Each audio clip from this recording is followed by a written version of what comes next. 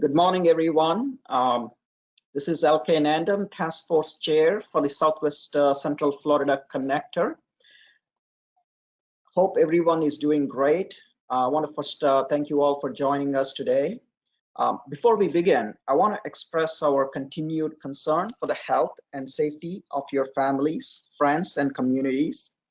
We know that many of you have personally been dealing with this situation in your family, workplace, or community, as well as the impacts of our fellow Floridians who are out of work or experiencing other major disruptions.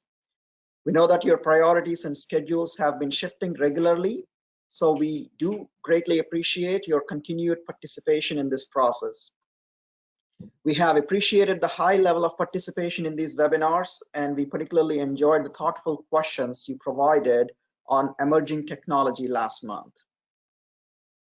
We've extended the agenda time today to allow for more discussion, as it is evident we are now more comfortable in this virtual atmosphere. The discussions in these virtual meetings should be more robust as we figure out the next steps for the in-person meetings. The look and feel of restoring our face-to-face meetings may be a hybrid approach. More to come on that. Our facilitator, Karen, will share a few specifics about how today's webinar will work. We want to get these virtual meetings to a point where we have the same level of interaction and progress as an in-person meeting. We received input regarding these meetings and want to confirm that Florida law allows state agencies to conduct meetings by means of technology and specifies that all input presented be afforded the equal consideration. To that point, we also appreciated the participation from members of the public during these webinars. The 6 webinars held in April and May included participation from 1,713 attendees, which is 1713 attendees, with 129 people providing public comment to the task forces during the designated period. These numbers, when we compared to the in-person meetings, were well above what we experienced during the in-person task force meetings, demonstrating how technology can facilitate participation in a meeting by members of the public who may not be able to devote a day to observe a meeting in person. I also want to thank the many members of the public who provided their comments via email, letters, and other formats. Public input is vital to the process. Public comment during our meetings and webinars is not the only way for the public to provide their input. Public comments may be submitted at any time to fdot.listens@dot.state.fl.us and will become part of the public record. Task force members, you received a jump drive with all the public comments at the task force meeting in Sebring held in March. The purpose of today's webinar is to continue our discussion of another important topic, broadband. The MCOR statute envisions multi-use corridors and specifically calls out broadband, as well as water, sewer, and energy distribution and opportunities for these corridors. We had a productive discussion on these topics at meeting number 5, but we want to take a deeper dive into broadband today. Our experience during the past several weeks has highlighted the importance of broadband and other technology, as so many of us have shifted to working from home and to other ways of interacting virtually. It has become apparent that during these past few weeks, some of the limitations of technology where connectivity is limited today. By embracing the vision of multi-use corridors, MCORs can help move us to greater connectivity statewide.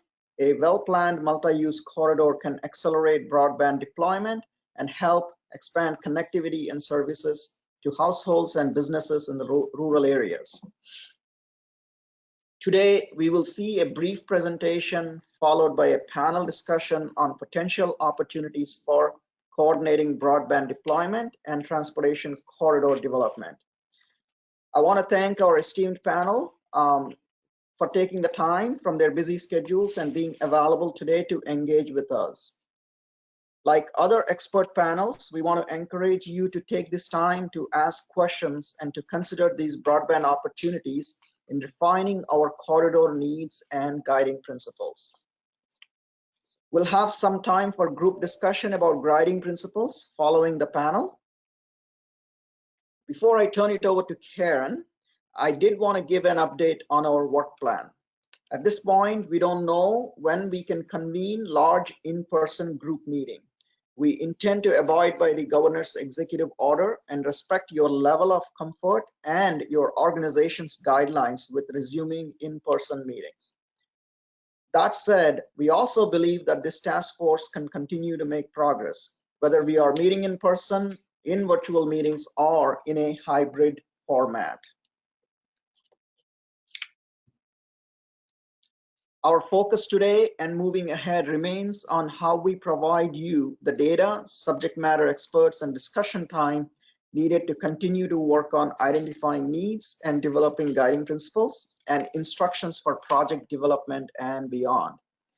You'll see we will focus on applying what we learn about broadband to shape recommendations for your final report. We'll continue that progress on other topics to our next webinar later this month, and then in our July meetings, whatever format is appropriate at that time. So this time I'm going to turn over to Karen to go over the next item. Thank you. Good morning. So I'm glad we're all back together again and for a virtual meeting this morning. I'm going to briefly cover several topics: the public comment period, the logistics for the webinar, and our sort of rules of engagement for today. Today's objectives and agenda, an update on the task force work plan, and a brief Florida Sunshine Law reminder. The public comment period begins at 11:30 or as soon as we are done with task force member discussion. Requests to comment that were received by 5 p.m. yesterday will be addressed during the public comment period in the order they were received. When your name is called, we will unmute your line for you to provide comment within your allotted time of 3 minutes. Only one person at a time will be unmuted. If you have self-muted, please be sure to unmute before speaking. If you did not submit your request in time to be able to speak today, please email your comments to fdot.listens@dot.state.fl.us. The webinar is being recorded and will be available with other materials on the MCOR's website. You will remain muted for the presentations, basically what I'm covering now, and then Will's presentation. And then once we get into the panel discussion and task force member discussion, we'll shift into a more interactive discussion mode. In prior webinars, we ran through the list of task force members in order and unmuted everyone one by one. Today, our discussion would be more like an in-person meeting. Instead of putting up your tent card to indicate you would like to ask a question or make a comment, you'll be able to use the raise hands feature. We would ask for you to remain self-muted when not speaking to reduce the background noise. We will be doing this when we get to the question and answer part of the agenda. I will generally recognize people in the order that they raise their hand, although as we do as in an in-person meeting, I may manage the flow to allow times for members who have not yet had an opportunity to make a comment to speak, or to wrap up one thread of conversation before we begin another. Please bear with me as we shift to this new format. I want to make sure the members of the public who are on the line recognize that the raise hand feature is for task force members only. Public comment will be during that part of the agenda. As a reminder, if you have self-muted, please be sure to unmute before speaking and also state your name so that we know who's speaking. A quick reminder, do not put the webinar on hold at any time or take another call, as we will hear your hold music. And task force members, when we get to the question and answer, this will be particularly important to be able to, for everyone we'll have self-mute control. One last note, we may have adjusted your username to readily identify you as a task force member for when we need to unmute your line or recognize your raised hands. Please do not make any changes to this username so so that you may be heard during roll call and the Q&A period. Today's objectives are threefold: to receive a briefing on opportunities for coordination of broadband deployment with corridor development. Secondly, to obtain task force member input on implications for high-level needs, guiding principles, and implementation strategies related to broadband. And third, to receive public comment.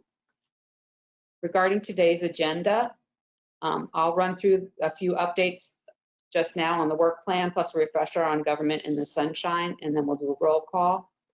We'll then have a presentation from Will Watts on broadband deployment opportunities, followed by a panel discussion with subject matter experts. Then we'll have some time for the task force to talk as a group about the implications of these opportunities for needs, guiding principles, and implementation strategies related to broadband. We'll then briefly touch on next steps and turn to public comment. The public comment period is scheduled to begin at 11:30 or as soon as the agenda items are completed. It is expected to last approximately 1 hour, and we hope that all task force members will be able to stay online. When it comes to the work plan, I wanted to take a moment to review a few refinements to the key products that the task force will be producing. We have clarified that they will be the key products that will be developed by the task force, as shown on this slide and documented in the task force work plan and engagement plan. Both of these documents were recently updated and will be on the task force website. There are 3 major components of your recommendations as listed here, plus the final report. We will be focusing the remaining webinars on producing these specific products. We will spend some time at the meetings reviewing potential quarter pass courses developed by FDOT consistent with the guiding principles, so you see how the guidance you are developing will be used. There's also is flexibility to identify other issues for consideration in the report as our discussion evolves. We've updated the work plan and the flow of activities for future meetings. This slide shows the key agenda items at upcoming meetings. Please note that every meeting will continue to include a public comment period, as well as an update to the task force on public input received since they last met. We also are looking at ways to continue public involvement at this time, including opportunities for virtual engagement, as well as in-person meetings that adhere to social distancing requirements. We are planning one more webinar in this current series, which will be scheduled for the Southwest Central Task Force, June 24th. This webinar will provide a brief update on technical activities, and then we will work as a group on a few more specific needs and guiding principles, similar to what we will do in our broadband discussion today. Meetings 6 through 9 will occur in July through October. As LK mentioned, we are still working on the format for these meetings and whether they will be in person, virtual, or some kind of hybrid. We'll share the dates and format with you as soon as possible. What we do know is that meetings 6 through 8 will focus heavily on reaching consensus on the task force recommendations so the report can be drafted. At meeting 6, we will seek to wrap up discussion on needs. At meeting 7, on guiding principles. And at meeting 8, the instructions for project development and beyond, including implementation strategies. All this work will put the task force in position to have a draft report ready following your September meeting for public comment, and then a final report adopted at your October meeting and ready to transmit to the governor and legislature by November 15th. Just a quick reminder that government in the sunshine requirements still apply, regardless of the format that the task force meeting is convening. Generally speaking, task force members should not communicate verbal, email, or via third party to another task force member on items under consideration by the task force. You may continue to communicate on matters unrelated to task force topics. We have John Frick from the Office of the Attorney General on the webinar, who can answer any questions regarding the sunshine law as it relates to the task force when we get to the question and answers part of the agenda. I'm now going to go through a task force member roll call. You were given unique links to sign in, and when we logged in, we noted attendance. I'll now read through the names and organizations. And if we somehow missed you, please email to Marlone, and we'll try to catch Marlone Becerra, and we will try to catch you. We're checking online as well. So most people are present, and I will most people are present. So as we go through, we have Polk State College represented by Angela Garcia Falconetti, Florida Southwestern State College represented by Bob Jones, South Florida State College represented by Glenn Little, Florida Public Service Commission represented by Mark Futrell, Lee County and Metropolitan Planning Organization represented by Donald Scott, the Charlotte County Punta Gorda Metropolitan Planning Organization represented by Chris Constance, the Heartland Transportation Planning Organization represented by Colin Lambert, the Polk County Transportation Planning Organization represented by Nat Birdsong, the Southwest Florida Regional Planning Council represented by Bill McDaniel, the Central Florida Regional Planning Council is represented by Pat Steed, the Florida Chamber of Commerce representative is Katie Worthington, who's here today. Florida Trucking Association is represented by Dave Rovich.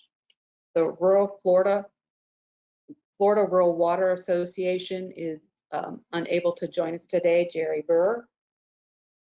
The Florida Internet and Television Association is represented today by Bill Ferry. The Florida Economic Development Council is represented by Sherry Ambrose. The Florida Farm Bureau is represented by Charles Shin in place for Gary Ritter. Maxwell, Henry, and Simmons is not represented today. The Nature Conservancy is represented by Wendy Matthews. The Florida Wildlife Corridor is represented by Jason Lauritsen. The Everglades Foundation is not represented yet today. The Defenders of Wildlife is represented by Elizabeth Fleming. Audubon, Florida is represented by Paul Gray. 1,000 Friends of Florida is represented by Andrew Dickman. The South Florida Water Management District is represented by Melissa Roberts. The Southwest Florida Water Management District is represented by Brian Starford. The Collier County Commission is represented by Penny Taylor. The Lee County Commission is represented by Cecil Pendergrass. The Charlotte County Commission is represented by Ken Doherty. We unfortunately do not have representatives for the Hendry County Commission, Glades County Commission, or DeSoto County Commission today due to other matters. We have the Hardy County Commission is represented by Mike Thompson today. Highlands County Commission is represented by Ron Hanley. Polk County Commission is unfortunately unable to participate today. The Florida Department of Environmental Protection is represented by Jennifer Carpenter. The Florida Department of Economic Opportunity is unable to participate today. The Florida Department of Education is represented by Robert Richards. The Florida Department of Health is represented by Stephanie Vick. The Florida Fish and Wildlife Conservation Commission is represented by Tom Grave. The Florida Department of Agriculture and Consumer Services is represented by Janet Taylor. Enterprise Florida is represented by Eric Anderson. The Florida Department of Business and Professional Regulation is represented by Tim McGrath.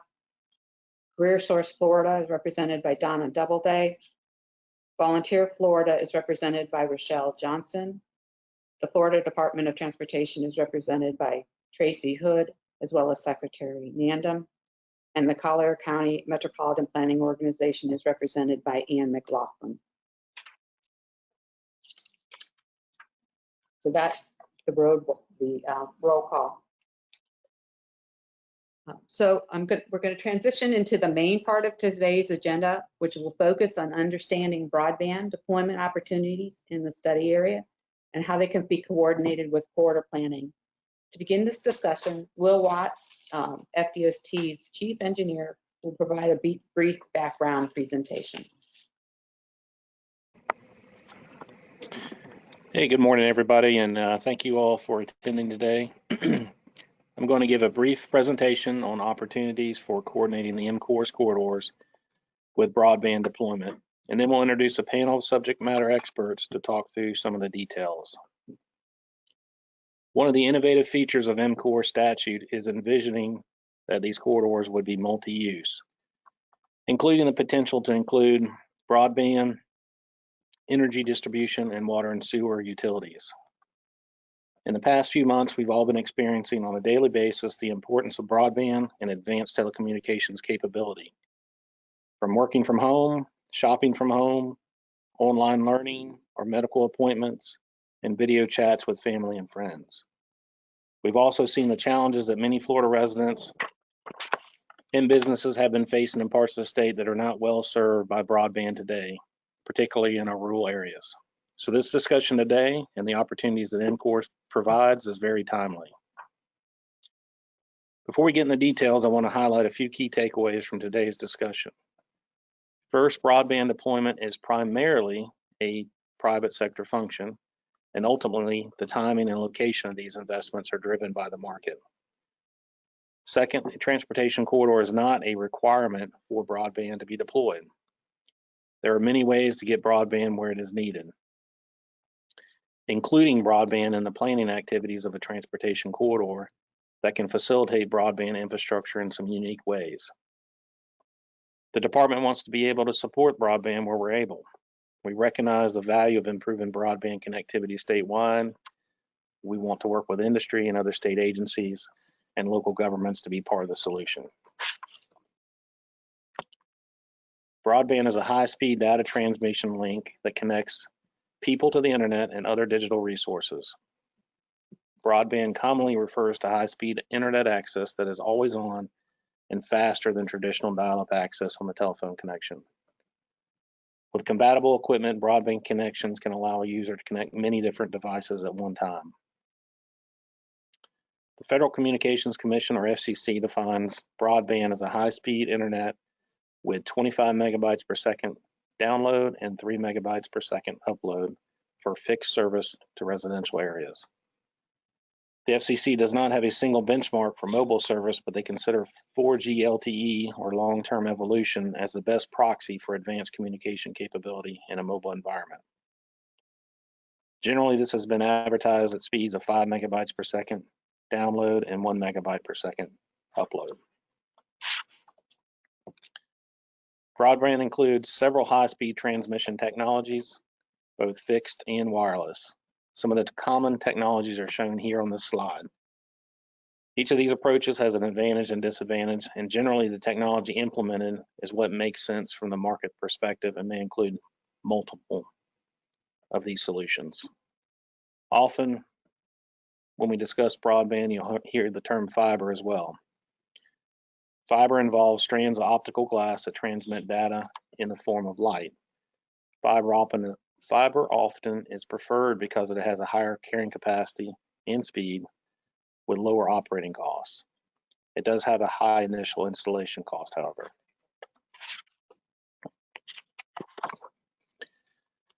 Broadband connectivity provides improved quality and higher quantity of information. Broadband is considered a transformative enabling technology as it facilitates information sharing, efficiency, and productivity in multiple areas.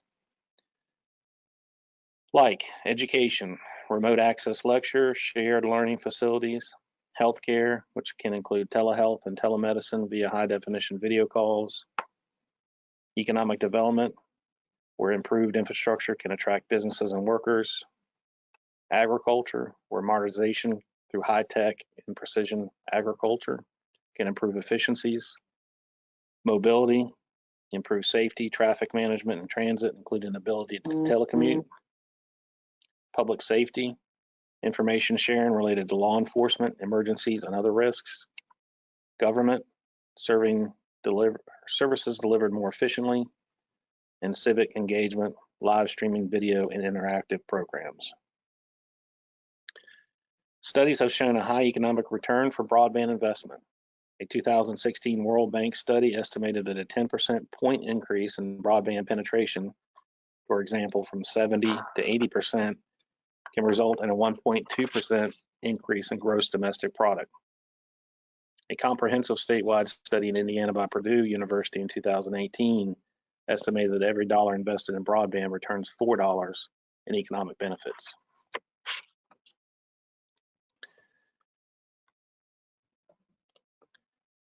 Florida has a high level of broadband deployment overall, but significant gaps in our rural areas. In the most recent national report, the FCC estimated that 98.3% of Florida residents living in urban areas have access to fixed broadband at the FCC standard, but only 80.3% of rural residents.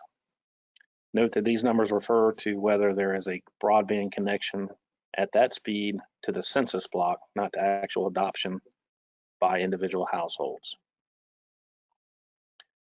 Several of the counties with particular high percentage of unserved or underserved residents are in the MCOR study area.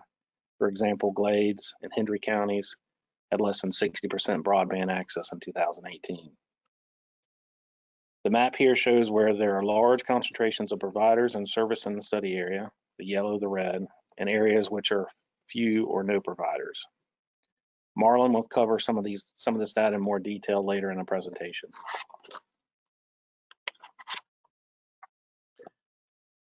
Here's a simplified schematic view of the high-speed internet network infrastructure from the public internet to the consumer. The infrastructure is comprised of broadband provider backbone trunk line, a middle mile, and a last mile or service provider link. The infrastructure has two forms of data transmission: wired through fiber, cable or DSL, and wireless via satellite or microwave. The backbone consists of a very large capacity trunks, usually fiber optics, that connect to multiple lines capable of transmitting large amounts of data. It provides a path for the exchange of the information that local or regional networks can connect for long distance data transmission. These data routes and backbone connections are owned by the private providers, commercial, government, academic, or other network centers. The middle mile links the backbone to the internet service provider or telecommunication provider's core network or telecommunications exchange. In some communities, the middle mile may connect anchor institutions such as schools, hospitals, or public buildings that enable them to share applications, infrastructures, and other resources.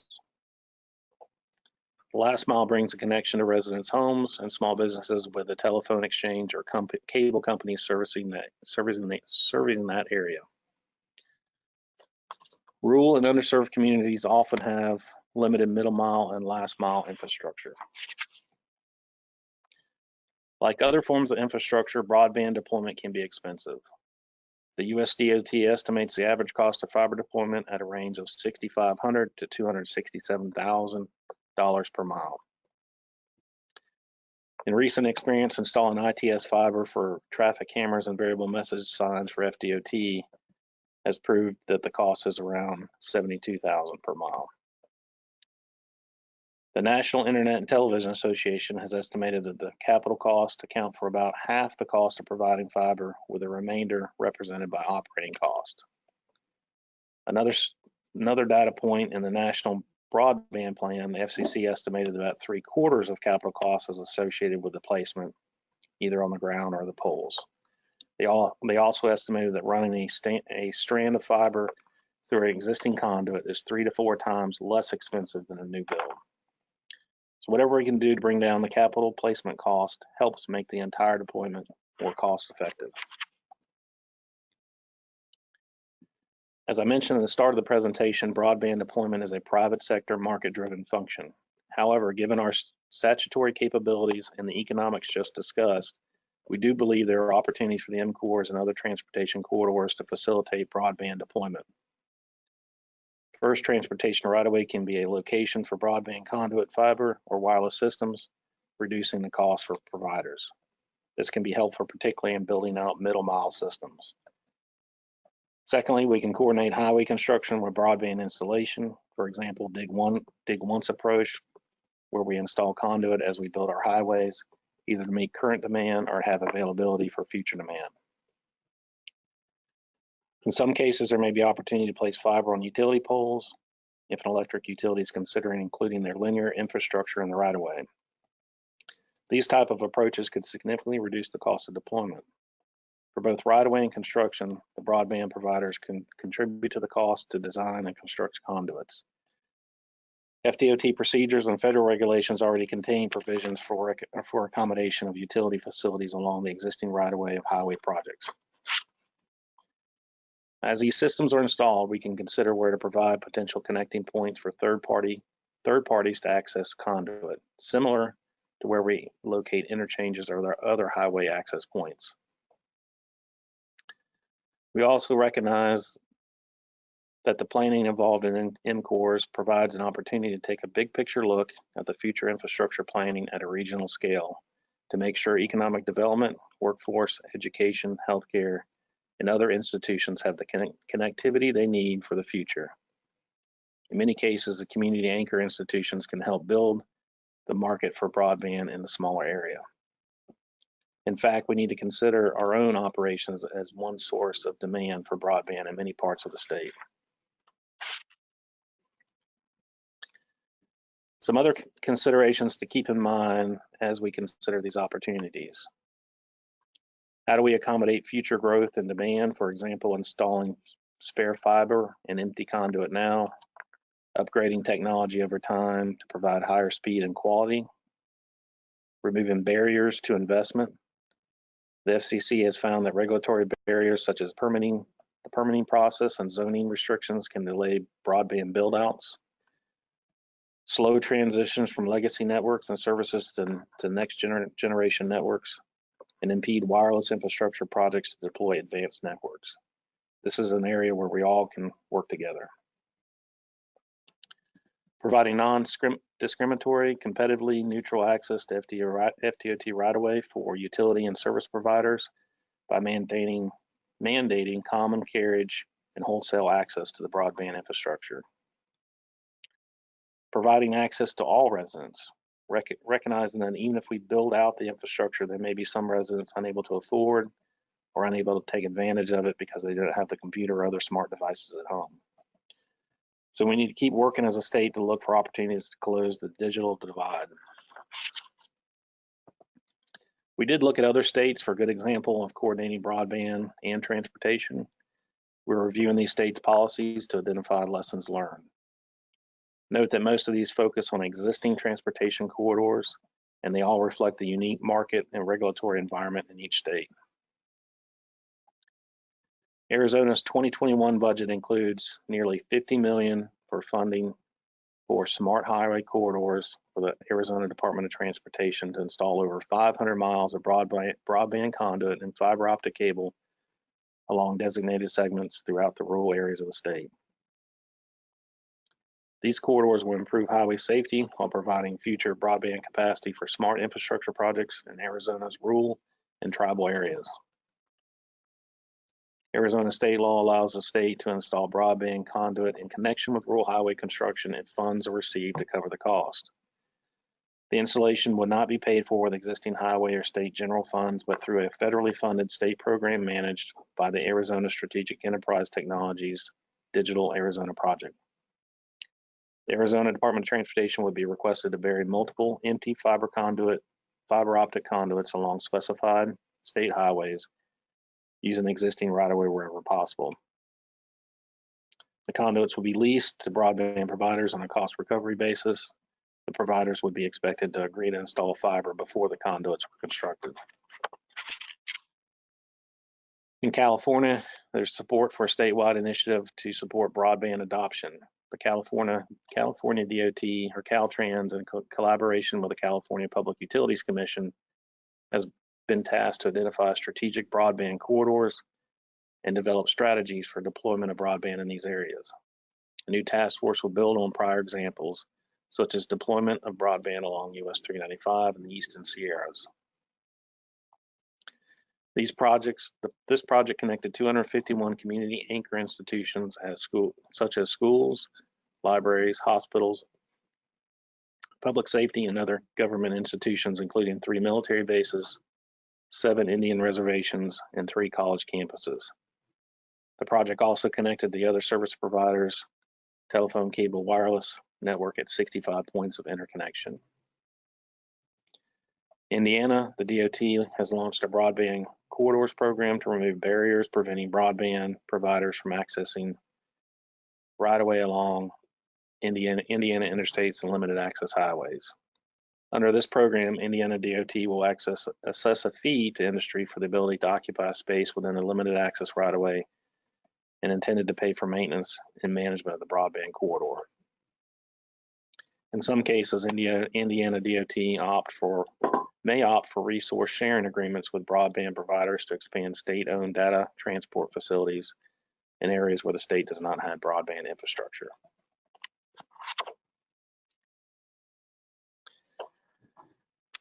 House Bill 969, passed this year by the Florida legislature, has several important provisions related to broadband, and this bill was signed into law on June 9th. It designates the Florida Department of Economic Opportunity as the lead agency to facilitate broadband expansion in Florida. It creates the Florida Office of Broadband within the DEO for the purpose of developing, marketing, and promoting broadband internet service in the state. It requires the DEO to create a strategic plan for increased broadband use in Florida.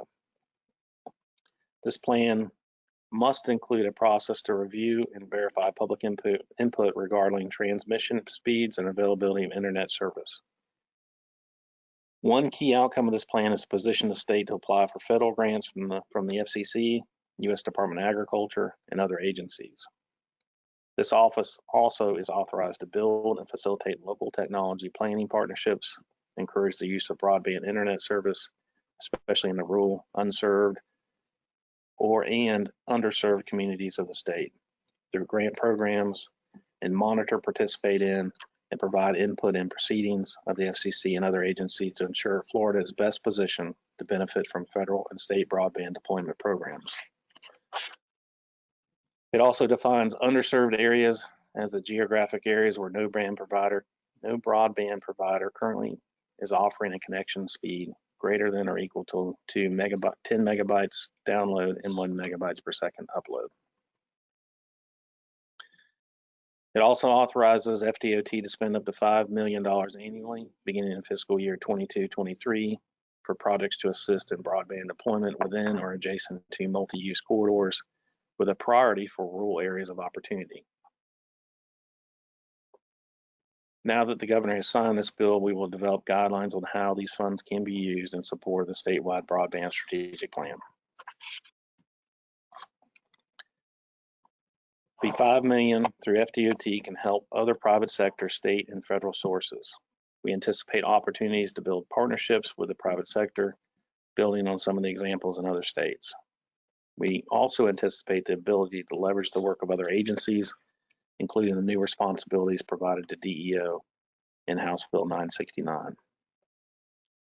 The slide contained here also shows some of the potential funding sources from other federal agencies available to assist with planning for and the implementation of broadband.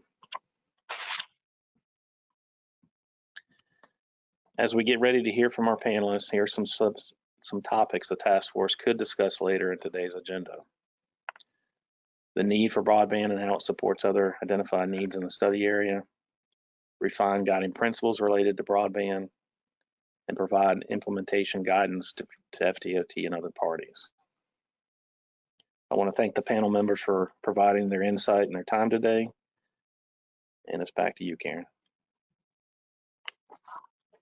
Thank you, Will.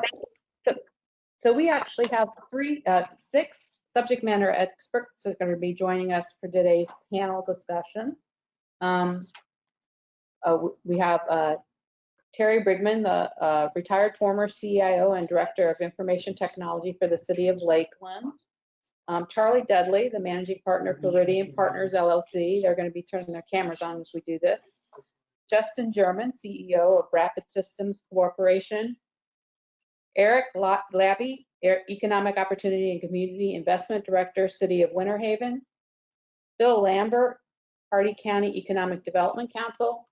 And Brad Swanson, President and CEO of Florida Internet and Television Association. In addition, Will be able to answer questions as part of this panel. They've not developed formal presentations this morning, and each of them will briefly introduce themselves using like a 60-second introduction and their organization, and provide some of their initial thoughts about how broadband deployment in this broadband can be deployed in the study area. We'll then open it up for questions. So task force members, we are going to be unmuting your microphones on our end, so please self-mute on your end so you're not caught by surprise. We will have a live webinar, so as we do this, please self-mute now if you can. Quite a few of you are still showing with the mute with an open mic. So yeah, just as a reminder, task force members, we're going to have this panel be much more interactive. After the panelists introduce themselves, we are going to function. So we do need you to self-mute. So if you all would please self-mute on your end. If not, we will have to mute you to be able to keep the sound quality up. Okay, thank you, Paul, for self-muting as we move forward.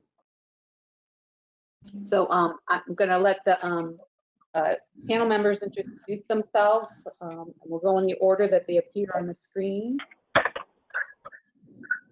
And somehow do we have Justin with us? Okay, so we'll start with Charlie. Charlie, do you want to introduce yourself? Certainly. Good morning. Appreciate the opportunity to be with you today. I'm Charlie Dudley. I'm served in a variety of ways, but I'm the general counsel to the Florida Internet and Television Association. And so for about the last 30 years, I've been involved in really all aspects of Florida's, regulatory, tax, and public policy as it relates to education services. And so I look forward to the discussion today and anything I can help add to your understanding of broadband. Great, thank you. Terry? Good morning, everyone. I did retire at the end of last year, just in time to sit home for the pandemic. But for the 12 years prior to that, I was CIO and Director of IT for the City of Lakeland. And the City of Lakeland has 300 began installing in 1995 for the electric utility, but now all city facilities use fiber. And it saves the city about $3 million a year. We've also participated in the Polk Vision effort to create a broadband plan, which the county and all the municipal county are working together to try to improve broadband access and affordability for our citizens and businesses. Great, thank you. And I know Terry has some camera issues, sometimes freezing. So we do still have some task force members that have not self-muted. Please check and self-mute. Eric, do you want to introduce yourself? Sure, good morning. My name is Eric Labby. I'm the Economic Opportunity and Community Investment Director for the City of Winter Haven. In a previous employment, I was also involved in the Polk County Broadband Plan, working on that with Terry Brigman and many other members of our community. We have in Winter Haven used what we call a dig once policy for over 15 years now, in installing fiber and conduit as part of our utility and roadway projects, and have incurred quite a bit of cost savings that way. Happy to be part of the group and to be able to provide any addition to the conversation that I can. Thank you. Brad? Hi, Brad Swanson, president of Florida Internet and Television. We represent the cable providers across Florida, from Atlantic Broadband to Charter Communications to Comcast to Cox and to MediaCom. I think my kickoff statement for this group is that as an industry, we want to compliment, obviously, President Galvano, Speaker Oliva, and Governor DeSantis for these giant new corridors, for making them multi-use and thoughtful to the deployment of broadband. We are excited to be not only part of this panel, but also have our members sitting on the task force and sitting side by side, essentially, as it's developed and as it's planned. And I think from that perspective, from our industry, it is, we love the vision of FDOT, and as a former FDOT employee, knowing that, you know, building roadways like this is a change in culture, and we just want to applaud the Secretary and everybody involved with this, and thanks for including us in this process. Great. Bill? Good morning, everyone. It's great to be back in front of this panel. My name is Bill Lambert. I'm the Director of Economic Development here in Hardy County. About 10 years ago, I was tasked with trying to build a rural broadband system, and we have done that. We've learned an awful lot about rural broadband and its deployment, and I will withhold the rest of my comments. I think everyone pretty much in this area knows who I am and what we do, so I'll defer the balance to Mr. Germond. Yeah, Dustin, go ahead. You're evidently out in the field deploying bad broadband as we speak. So we see you in your car. Somebody's got to do it, right? Hi, my name is Dustin German with Rapid Systems Corporation. I'm the Chief Executive Officer, and we build fiber wireless hybrid networks in order to deliver broadband out into the rural areas. Along with what Bill was saying, we've been really focused on rural areas for about the last 10 years and have had extremely good success in Hardy County and some of the other areas, and really appreciative of the opportunity to put input into the MCORS project that could definitely assist in greater deployment to rural America, and especially rural Florida. Great, thank you. So task force members, as a reminder of how we're going to run today's panel, we are going to use the raise hands feature of the GoToWebinar, which is very much like your 10 cards. So if you want to speak, please raise. If you have a question for the panel, please raise your hand. The panelists are going to give me a visual cue to signal that they would like to answer the task force member, and I'll call on them to respond. So the raise hand is for task force members discussion only. Members of the public will have the opportunity to speak during the public comment part of the agenda. So with that, I will open it up to task force members. Anyone that has questions for the panel, we've left this open. You are self-muted, but we do ask you to raise your hand so that we can call you in order.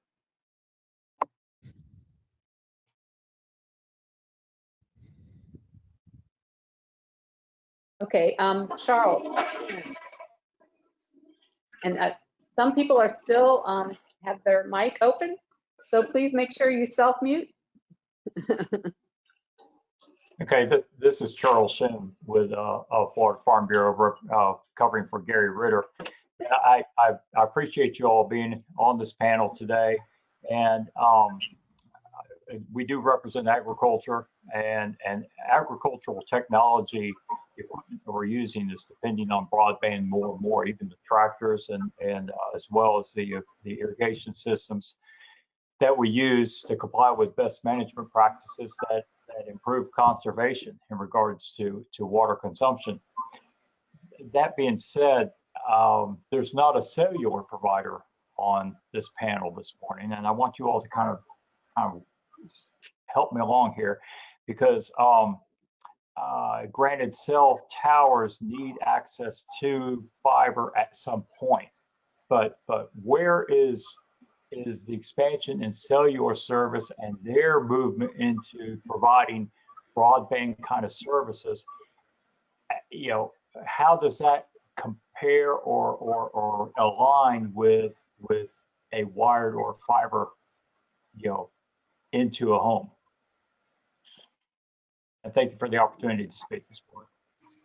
So, Charlie, are you? Yeah, I'm happy to. It's a great question. So when you're thinking about broadband solutions, in whether you talk about the middle mile or the last mile, some folks like companies I represent provide services in both of those categories. But wireless service, whether it's mobile, what we call mobile wireless, 4 LTE, or the 5G, that's the new emerging technology, Wi-Fi, which our companies are very involved in, fixed wireless, like Dustin Bill can speak to in Hardy County. All those wireless technologies, including satellite and maybe low orbiting satellite, we can talk about that later, I guess. All those play a role in providing broadband and are going to be necessary solutions in the toolbox, if you will, in order to capture the remaining 5 or 6% of Florida that doesn't have access to deployed broadband services.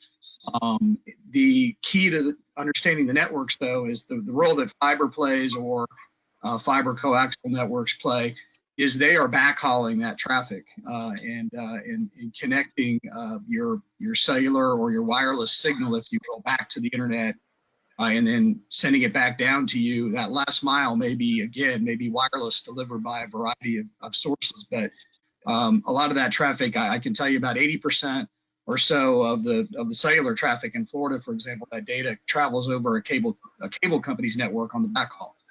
So it becomes very important to have that fiber capacity, especially today with the increased network usage and demands we're seeing, not only with COVID, but streaming services that are taking up bandwidth at homes.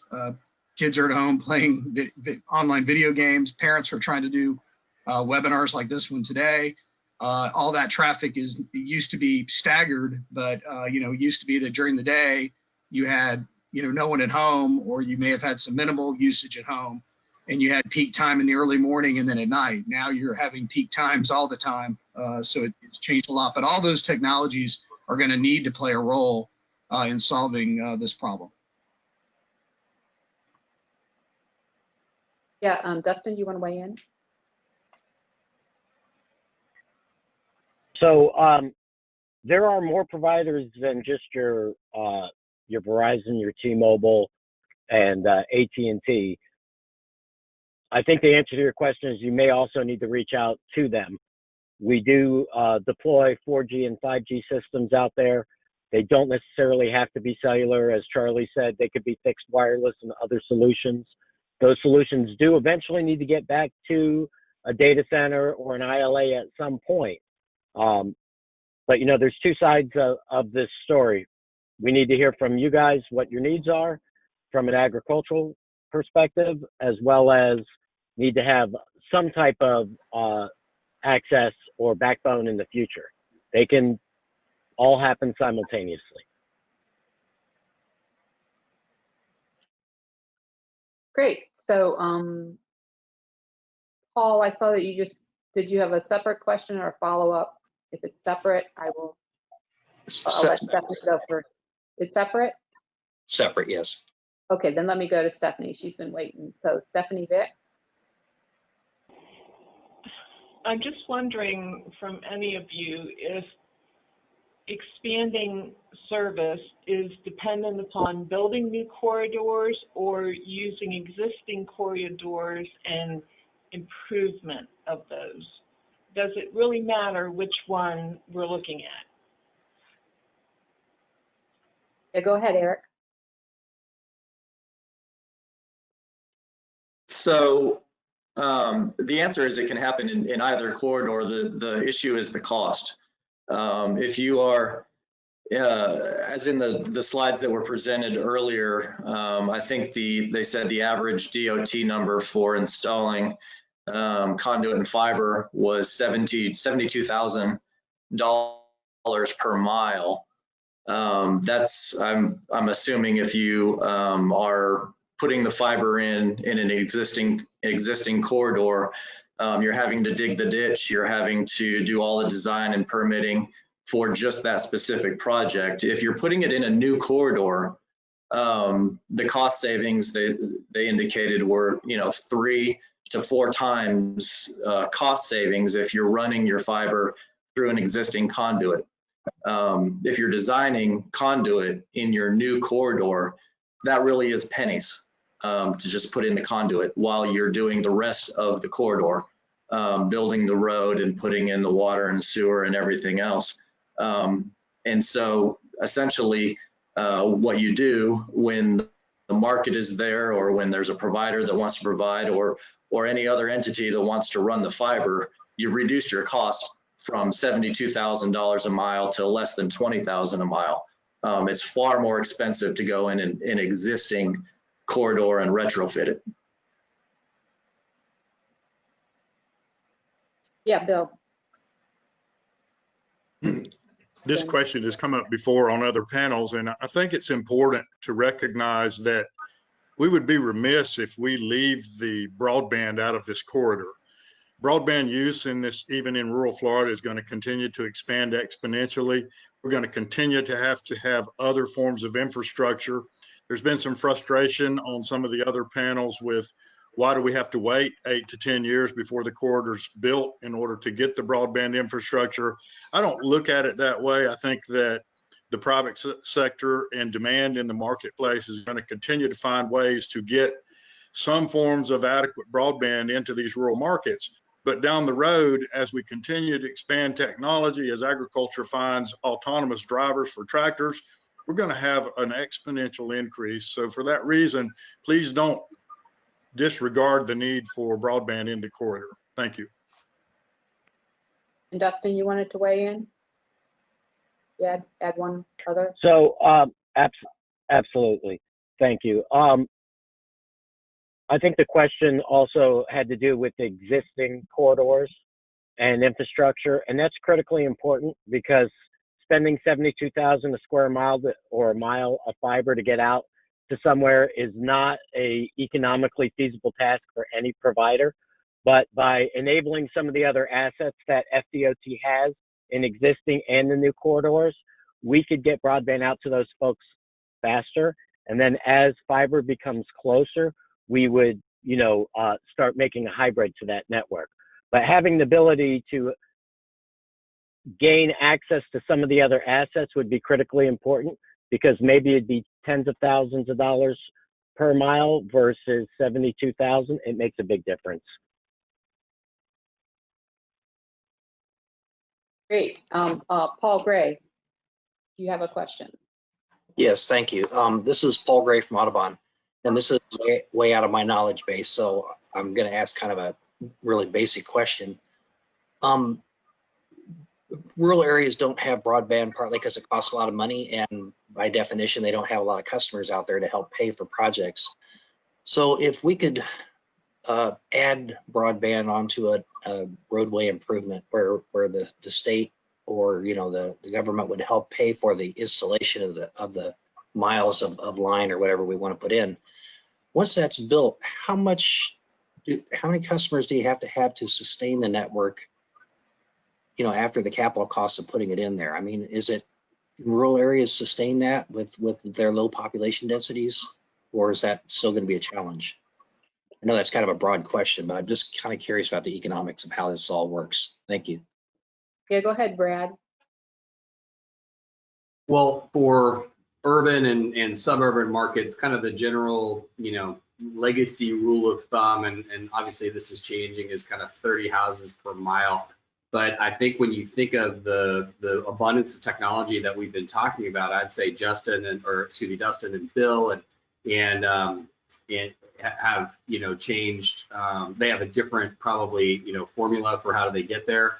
I also think that when you talk about having right-of-way access and conduit laid, we've talked about that on the other calls, plus with federal grants that the FCC is planning on letting out for specifically rural programs, but also for unserved areas. I think those types of combinations reduce that cost of entry. So ultimately, the private sector will seek profit schedules based upon what they're kind of designed to chase, or what their board approved kind of business model is. But I think all of what we talk about with blending right-of-way and access goes a long way. Eric added some great points on a previous call about being open, and when the trench is open and coordinating with not only their government entities, but also with the private sector. When the trench is open, and folks have a business plan to get to those markets, coordination is huge. So I think all of that can reduce and change the profit schedule, if you will, for rural markets. But it's going to take a combination of everything to make it work for anybody in the private sector. Yeah, Charlie, went away. There's a couple things there too. You saw some slides from Will that talked about 45 to 55% of the capital cost is just the installation of the fiber. There's a couple things there. Number one is there's a lot of ongoing cost, and that's something a lot of times people don't recognize. They think, oh, I've got a grant or a one-time grant or a continuous budget item, and I can keep funding this and grow it. I think Bill would probably tell you when they started rolling out wireless in Hardee County, the demand was incredible, and the amount of usage probably quadrupled in the first month from their projections. That because they had people starving for it, and they went out and bought every sort of device they could add on. So I think again it will take many solutions out there, but you got to be a little careful, because while you might be able to afford to install something, it doesn't mean you can adequately keep it running and or grow it and or deal with technology changes along the way. Just like you cringe, if you're like me, you cringe every time you've got to buy a new laptop, or you've got to, if you run a small business like I do, you've got to go buy new equipment for your employees, because you know that in 3 months it's going to be twice as fast and half the price.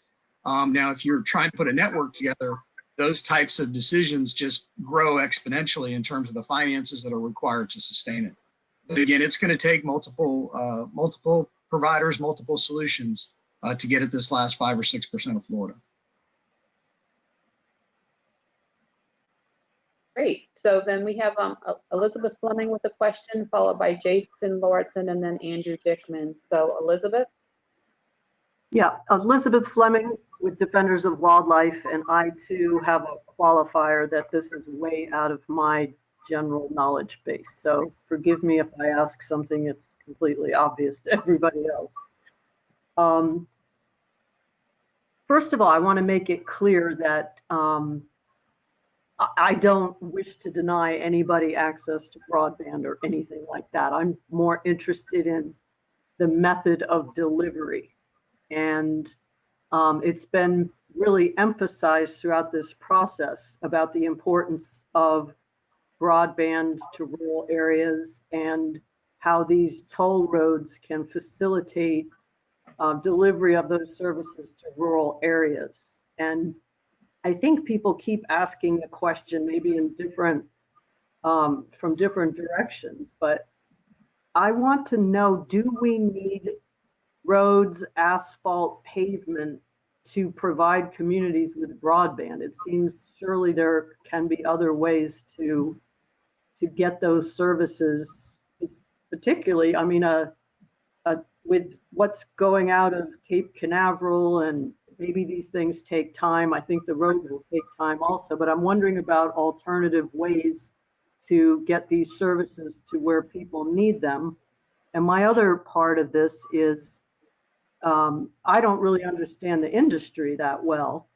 Is it completely a privately driven industry? Is there any part of the state government of Florida that is helping with this also? Is it all private companies coming to work with the state on the toll roads project? So could you just address some of those, please? Right. So Terry, I didn't know if you wanted to wait in. Brad, you want to go first? Go ahead, Brad. All right. So it's always a combination, and obviously that I would say obviously the bulk of people who subscribe to services today are supplied by private sector companies. The state of Florida, in its most recent bill that the governor signed, established or moved, if you will, the office to the Department of Economic Opportunity, which is going to build the broadband plan for Florida.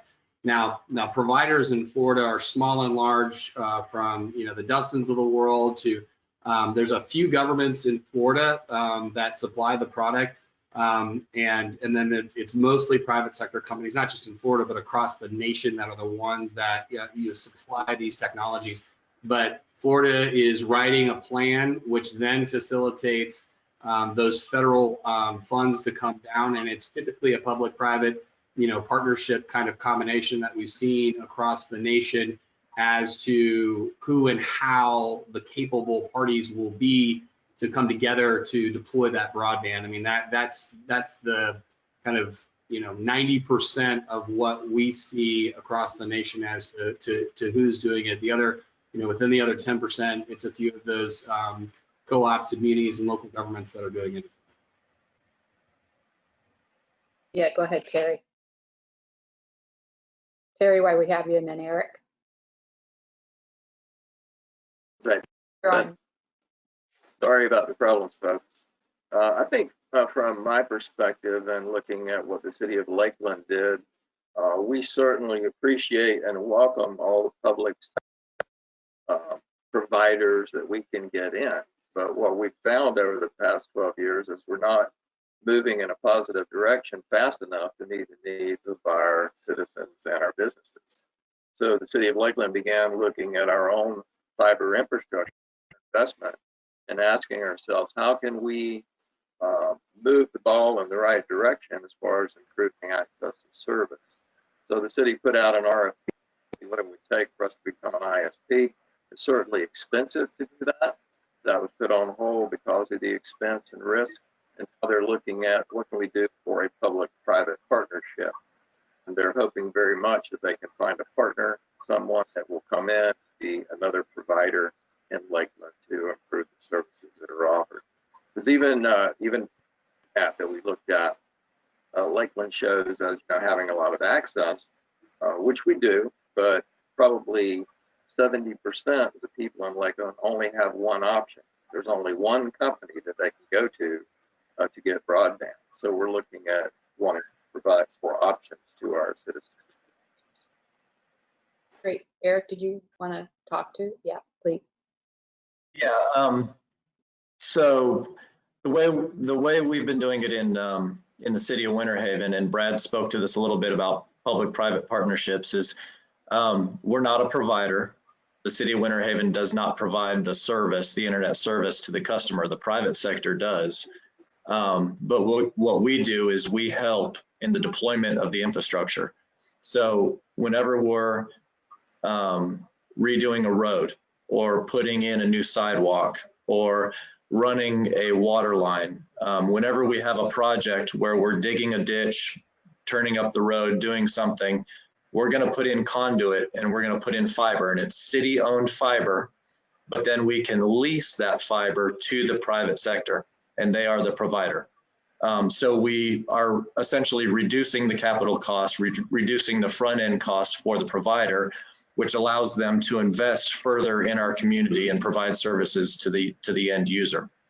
And that's the opportunity we have here with this corridor, is on the front end. If we're able to at least put in conduit, we can then come in on the back end and run the fiber at a far cheaper cost, allow the private sector to reduce their front end capital costs and provide those services where there currently is limited service. And the first question was, do you have to have a roadway corridor to provide service? And the answer is no. There are multiple ways to provide services, but the middle mile and the backhaul that everybody's been talking about, those are primarily provided along corridors that are typically roadway corridors, with fiber or cable to provide those services. You can run conduit, anywhere where you can open a ditch. You can put it next to a water line. You can put it, under a sidewalk. You can put it in multiple places. But roadway right-of-ways, public right-of-ways, typically are the method for deploying that infrastructure. Yeah, and if you could just elaborate, I think part of that is just because of the number of entities that would be involved if you're not running along existing right-of-way of anything else. Is that part of it?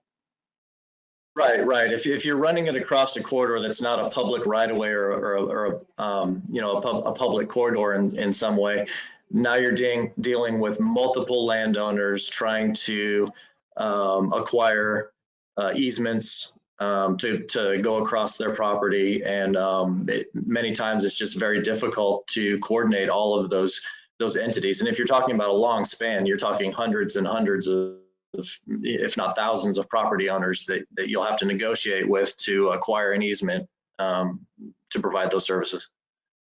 Yeah, Charlie, go ahead. Yeah, it's a great point, Eric, and that is one of the benefits we see of broadband planning as part of MCORS, is that you eliminate a lot of cost, expense, and time of being able to develop linear facilities. And if we plan appropriately, we're actually would recommend not only putting in a conduit, we would recommend putting in multiple conduits, kind of in a bank structure. Most of the carriers like to have their own 4-inch conduit, and some of the carriers may want to lease fiber from an entity that's in there, and some may want to put their own fiber in. Most of our companies prefer to put their own fiber in their own 4-inch duct, and there's a lot of reasons for that. There's network security. You have to remember these networks. In the case of our members, we're now the largest landline provider of telephone service in Florida. And those services run over our network. And that means 911 calls and that sort of traffic is running over our network. And so we really don't want another vendor into our conduit pulling their own fiber, because they could damage our fiber as well. So there's some technical issues there. I'm not an engineer. I didn't stay at a Holiday Inn last night. But there's some issues there. But I think the planning process for really all road construction going forward, I think that's one of the things Eric is saying that the city's done, is they've realized it's a smaller investment on the front end to go ahead and at least put conduit in. I guess our message would be, as you're putting the conduit in, I would put multiple conduits in, because that then allows the carriers to come back in, and then also those conduits need to have multiple access points along the way. You're going to have DOT structures in the right of way. You're going to have wireless companies that come in and install structures along these corridors. They're going to be, providing wireless services again that are going to need the fiber backhaul to connect them back to the internet. And so you need to approach it that way. The final thing I would mention, when you talk about what government can do, I think what Florida did this week when the governor signed the bill that Will outlined for you earlier, he's now put DEO in charge of putting together a state broadband plan. A big part of that needs to be helping communities that lack broadband to get organized and go through the application processes. The FCC today released their outline and procedures for the order they approved yesterday, which is $16 billion over the next 10 years for broadband development grants across the country. There's a July 15th deadline for your pre-application, and then an October 29th reverse auction that's going to go on to decide on how to disperse those funds. Now, there's other buckets of funds in the Department of Agriculture. There's actually a part 2 of the FCC Reconnect.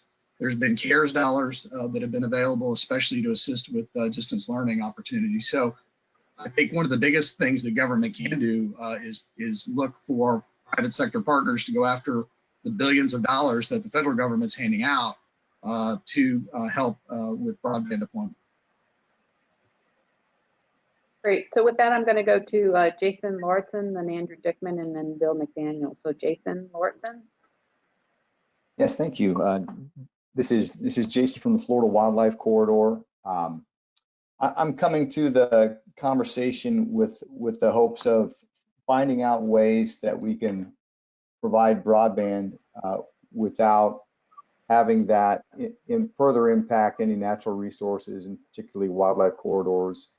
And the placement and location of roads often does and can have those sorts of fragmenting impacts. So when I'm listening to the conversations, I'm looking for ways that are practical, that can extend the reach. And at one of the other task forces, Bill and Dustin, both of you shared some untapped resources that might provide some additional broadband accessibility that I haven't heard mentioned today.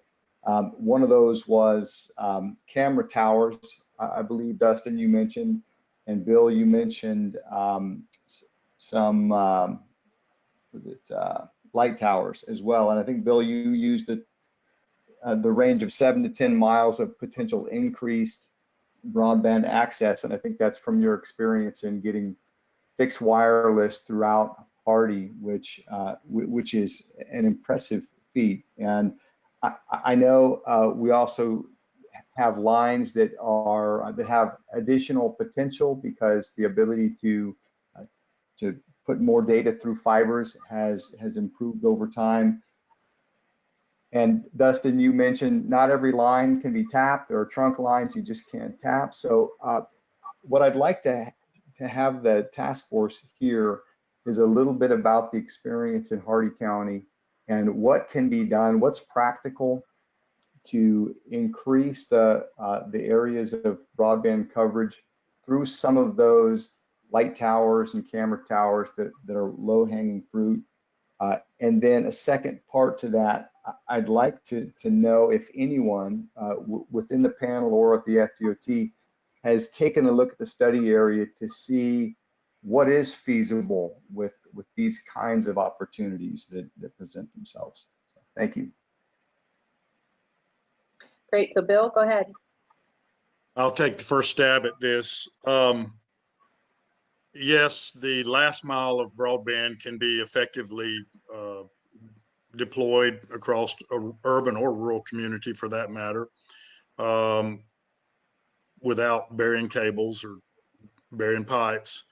But it really frustrates me because there's so much more to actually deploying broadband than burying a cable or putting up a tower. You have to have ILA POPs, which is intensified light amplification points of presence of the internet, and they're every 20 or 40 or 80 kilometers, I can't remember, along fiber lines. Then all of that has to be connected to data centers somewhere. In Florida, we have one in Jacksonville, one in Orlando, one in Miami, Tampa, and then some smaller ones, Winter Haven, Brandon. They exist, but all of those have to be tied together somehow. And there has to be multiple companies that are working together to make it work. And that's been part of our frustration in Hardy County. When we first built our system, we basically used a microwave link from a television tower in Riverview, and we shot all the way into Hardy County. And then as the amount of bandwidth that we needed continued to expand exponentially, we had to find a way to really connect to fiber. We've learned that we can do the last mile, which is the distribution center. Let me pause and try to give you an analogy. If you think of electricity, the large transmission corridors that traverse the state, that is the transmission system for electricity. Then you have all the distribution. It goes to a substation and the little lines go and they ultimately get electricity into your house.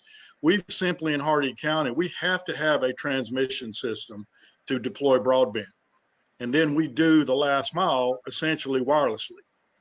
So I think if the corridor is going to be built, you're going to be remiss if you do not have broadband. I'm not sure that this is the right conversation to discuss the legitimacy of whether or not we have a corridor, but if the corridor is going to be built, let's make certain we put broadband there and it will enhance the rural life. One other comment I'd like to make. I don't know anyone that's a greater steward of the land than the agriculturalist in this part of the state. In order for them to continue to live and exist and protect some of the same lands that many of you folks want to protect, they've got to be competitive. They cannot be competitive if we don't find a way to get them effectively connected to the internet to run their business. Thank you.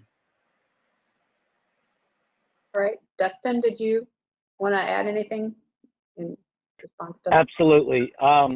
Again, as Bill stated, we started off in a speed to market.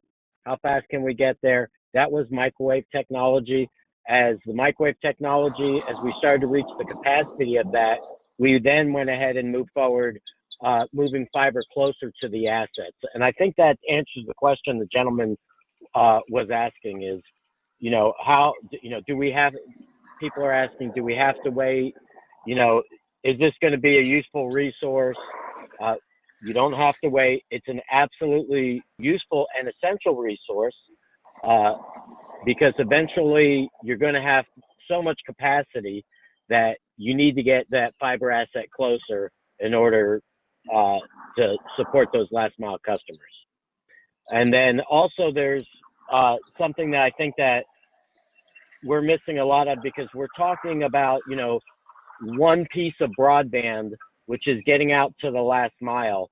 And there are other opportunities with the M-Core network and the fiber of interconnecting the providers that reduces latency and costs and helps bring a better service to all the providers. Because if I wanted to get to Eric's network, sometimes I may have to go to Atlanta and make a turn just to get to Eric's network. We just don't get there magically. We have to get there through that long haul fiber. So there's opportunities, there's a lot of different opportunities that M-Core brings to the provider as once it comes to fruition. Great. So with that, I'm going to go to Andrew. Andrew, do you have a question? Yes, thank you. A comment and maybe a question. And I apologize if there's some background noise. I had to switch from our broadband to our wireless. I'm representing Thousand Friends of Florida. I live in North Naples Park, and my law office is here. And apparently one of the providers was up on a pole and disconnected our internet. So I had to quickly switch to wireless. And the point being is we have right, and we're still remotely deployed as a law firm. And so we're heavily dependent on the internet in terms of what we pay for broadband and wireless. I think equates to probably a small mortgage. But what I'm wondering is, why isn't there a discussion about turning this type of utility into a public infrastructure? Everyone is so dependent now on the internet, and especially now during the pandemic, so many people went remote. And our experience working remotely, our employees were in a lot of different places.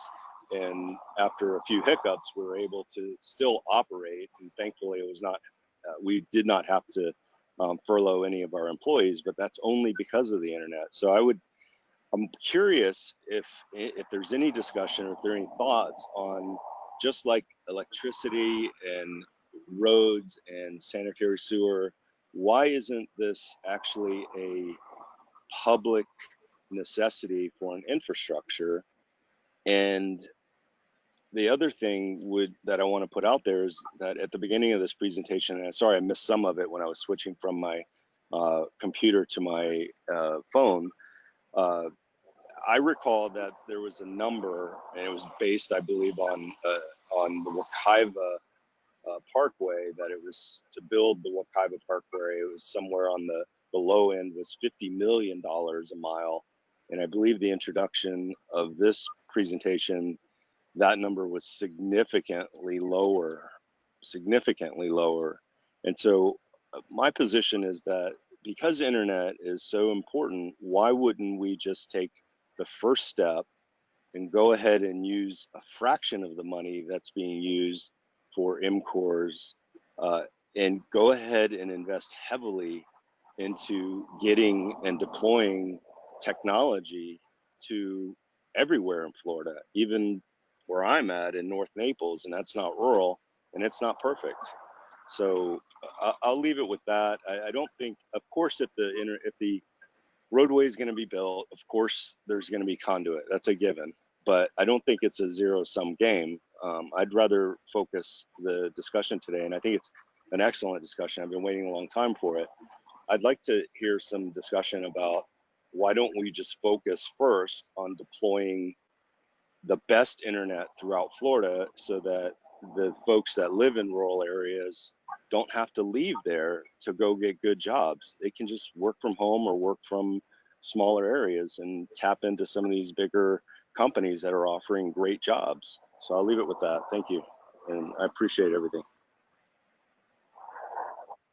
Yeah, Brad and Terry. Terry, did you want to respond first? Go ahead, Terry. Yeah, I don't think there's going to be one answer to solving the broadband problem. And he referenced the electric utilities and what happened to those over the last many years. it wouldn't surprise me if that happened to our communications infrastructure, that if it eventually became, you know, infrastructure so necessary. But in the meantime, we need to do everything that we can, both on the private sector side and on the government side, to meet the needs. So, you know, from a guiding principle perspective, we need to be fiber friendly, broadband friendly. State level, at the county level, at the municipalities, we need to make sure that we have good cooperation between all of those, do as much as we can from a government perspective, and so that we can do as much as we can in being friendly to the private sector. So I think the answer is going to be many technologies, and it's going to be projects in different ways. Brad and then Bill. I'm gonna pull Charlie in here in just a second, but I think when you think of a utility-based format, and you look at when the internet was, you know, created, I'm just gonna do 8 seconds on a history lesson. Under Bill Clinton, they took a nonpartisan, very light touch regulatory model, and essentially encouraged innovation in the private sector to kind of take it over to say, hey, where can we, you know, take this technology? And literally we went from, you know, some of the slowest dial-ups to one of the most deployed populations on the planet. And while now, as we're all, you know, mature adults and we're used to having this, you know, format, when you think about a utility-based, you know, format, and I'm not saying that this would be the format for it, is you know, the power companies, you know, are wired to every house, and they have a monopoly, if you will, geographically. And, you know, if you're wired to every house, that's one thing. But when you think of how the power companies, you know, grew up and wired houses, I mean, you're talking years and billions of dollars in investment. So, you know, my push is always for a great regulatory model that, you know, stimulates that innovation and that investment for the multiples of private sector clients. Because when you move to a utility format, typically it typically is a monopoly, and you know, from a private sector representing private sector companies, that's not usually my jam. I know Charlie's got a ton more on the regulatory and the hurdles there. So if I can, Bill, turn it to Charlie just real quick. Yeah, I mean, that is when you look at how a utility operates. A utility by definition has a regulated rate of return, a regulated return on investment, and but they have a guaranteed customer base. The competition is not allowed. I mean, that's worked well in Florida's electric market. I would argue we have some of the lowest rates, especially in the IOU territories in the country, and pretty resilient network as well. You know, in this market, I think to turn from what's been probably one of the largest examples of success from a capitalistic perspective in terms of the investment that's been made in the internet. From Brad's point, if you recall, when you had your first AOL or dial-up service to what you have today, it's pretty amazing. I think what Terry said, though, is what resonates to me. You know, the private sector and investment is what got us here today. We do have some gaps in deployment, and it's going to take multiple solutions and ideas to solve that 5 or 6% deployment problem. And then the final thing we've got to tackle, which is a problem in our urban markets today, is adoption rates. You know, people make a decision that they don't want broadband because they've got broadband access through their cell phone, and they pay $149 or $99 a month or $200 for their unlimited data plan on their cell phone, and they don't want to pay what the cost is for a wireless or a fixed wireless or a wireline for broadband. You know, we have a program that our members do, which is a $9 monthly plan for those families that who have children that qualify under the federal lunch program. Under COVID, we waived the $9.99 a month for the first couple months here as well to try and get those kids access to the internet for distance learning and everything else. So, you know, those are some of my thoughts on it. My turn. Yes, go. I don't mean to be facetious here, but I was raised with an innate paranoia. It was ingrained in me by George Orwell and Aldous Huxley that some things the government doesn't need to be involved in. I'm perfectly happy with government providing infrastructure, but I think the private sector needs to be in charge of the communications. in Florida especially, we've got all kinds of issues with sunshine law if the government is providing broadband. And I think we have to be careful and hope that we can find ways for the private sector to continue to serve underserved areas. So as we move forward, you know, there is a model. Most of rural areas of this country were done through a program the federal government put out called the Rural Electrification Administration. They basically formed co-ops of rural people, and they put together the initial power infrastructure that came to rural areas. Many of those companies still exist today. In Florida, they have a large consortium of people, of companies that exist under Seminole Electric, and then you have all these various co-ops. In our area, Peace River Electric is one. Lee County used to be one, and I think they went private through some type of referendum, but they exist all over the state, and they utilize government funding to deploy electricity to underserved areas. So hopefully we can find some model that's similar to that to continue to expand broadband services for our underserved rural areas. Thank you. Great, thanks. With that, I'm going to turn it over to Bill McDaniel, who's been waiting for a question. And any other locals that have questions, please chime in. Bill? Yes.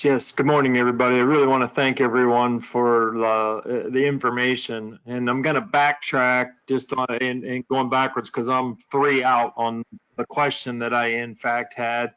But I have to concur with Mr. Lambert with regard to the public utility aspect of the processes of extending communication services to our rural communities. I know Collier County School District right now is a government deployed internet access system. And for lack of a better term, I mean, it works, it does okay, but you have to be part of their club and you have to adhere to their restrictions and guidelines as to what you can and can't do. And I think one of the, you know, we as a task force have to remember, you know, today our ultimate goal here is to decide whether or not we're going to recommend to the governor as a task force the construction of this toll road from Polk County down to the alley in whatever manner that it goes, with a list of guiding principles. And I think it's imperative that we really don't even have a discussion with regard to the guiding principles, that if in fact the task force recommends the construction of this road, that one of the leading guiding principles is the installation of conduit and the mechanisms for private sector connection to be able to be facilitated and reduce that capital cost, so that whether or not the general populace decides it becomes a public utility or whether or not the private sector in turn maintains control is really irrelevant to me.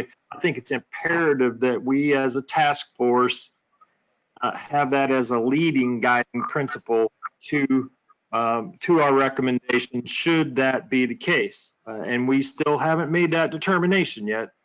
You folks can certainly hear that there are a lot of varying opinions as to whether or not this infrastructure, this road construction should go forward. Now, to my public, for lack of a better term, to our panelists who work in the government, Eric and Bill, and I think if I'm not mistaken, Terry, you were a former director over in Lakeland. If you could make available to us, because a lot of us on this task force are elected officials, if you could make existing resolutions that your communities have already put forth, because I heard you say earlier, Eric, that your community is by policy is putting in this conduit to allow it to be leased back to private providers. And I have to say, you know, I've only been a commissioner for 3.5 years, and every time I say something, my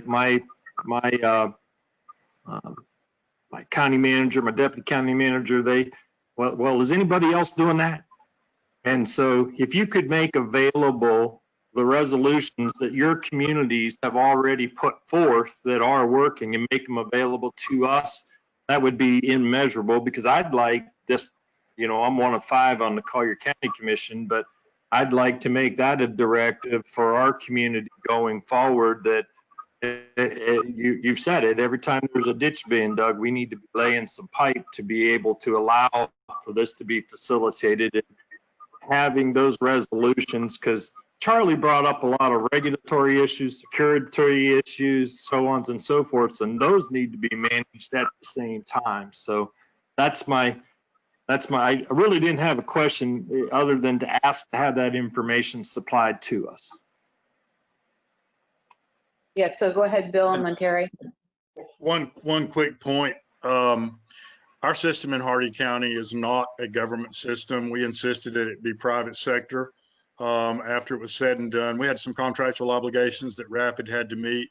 They met those, and he is essentially the sole owner and proprietor of the Hardy broadband system. Thank you. Terry?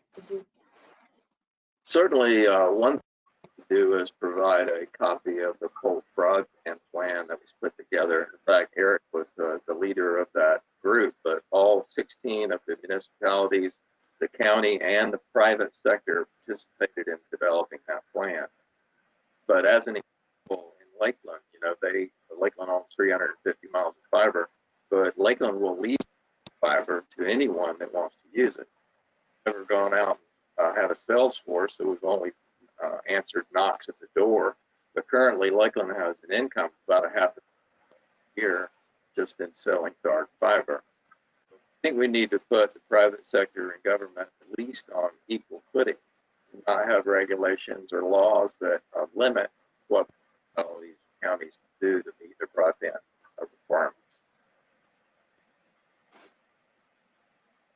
So we have one more. Yeah, Charlie wants to respond, but we have one more question. If I can get that question in from Pat and Steve, and then maybe we'll let you all follow up with that. So Pat? Pat, did you want to ask your question? I think you're on mute. Yes. This is partially a question and partially a statement. The Central Florida Regional Planning Council, which, I am the director of, Broadband Polk really started under our initiative, and Eric worked with us. Yay. Unfortunately, Eric went to Winter Haven, where we still work together. And Terry was the leader of our advisory group. And so we really had a platform of county-wide interest, and it was always private sector and public sector at the table. And that was the whole point in the way that we approached the broadband plan. And what's happened since then is that group still goes on, and we're talking about a decade later of work together. Individual communities have taken initiatives like Winter Haven and Lakeland, but some others. And we still work on the pieces, as I like to say.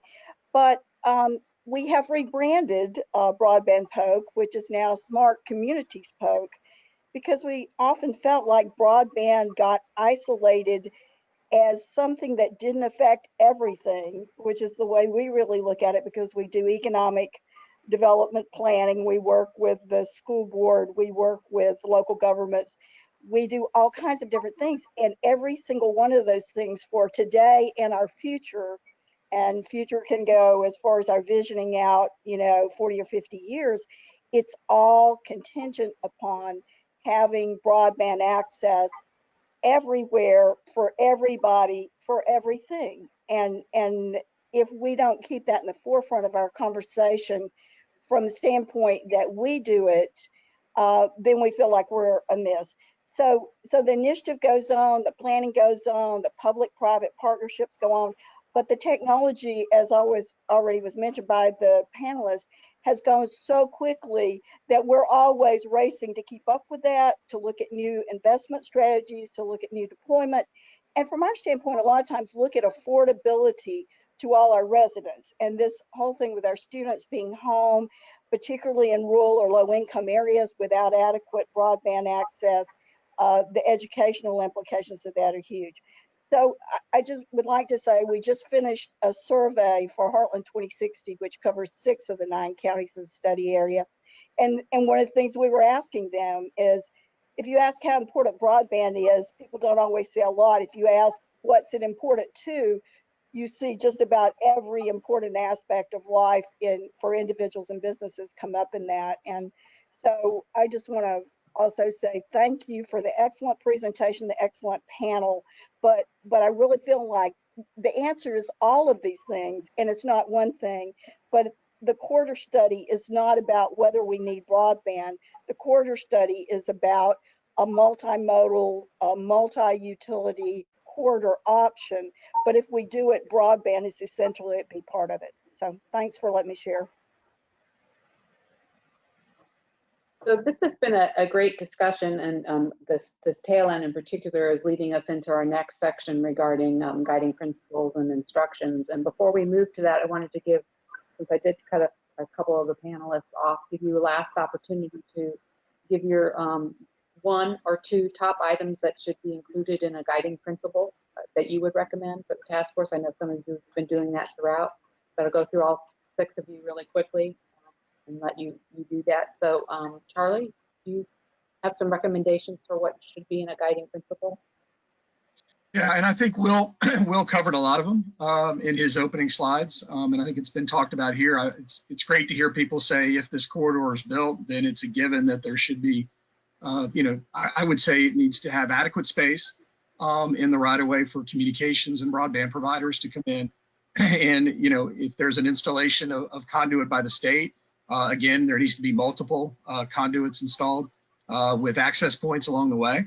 I said on some previous panels, we also got to focus on the state and county roads that are going to be, going across this corridor or over the corridor. I'm not a traffic engineer, but those are going to involve 2 things. One is you're going to want to have conduit available on those overpasses, if you will, and also adequate planning, because one of the largest items that we have from a capital spend in Florida for my clients is relocation of facilities. So every time you have a public works project and we're called on to relocate our facilities, whether they're fiber or on a pole or in the ground, it's capital that we could otherwise be using to deploy new network and expand the network. And so to the gentleman that was asking from Collier, that was asking about, some of the ideas that some of the local governments have adopted in terms of dig once policies and putting conduit in, I'd also encourage you to talk to your manager or assistant manager about the processes that your planners use with all the users of your right of way, especially the broadband and communications companies, so that we don't move facilities multiple times in a short period of time. In a 2 or 3 year period of time, we find in some locations the growth has been such that we're moving and then moving again. And so I think any of those policies would be very, very helpful going forward. And also should be incorporated in some of the guiding principles in the corridor. And thank you for your time today. I appreciate it. Thanks. Eric, do you want to add?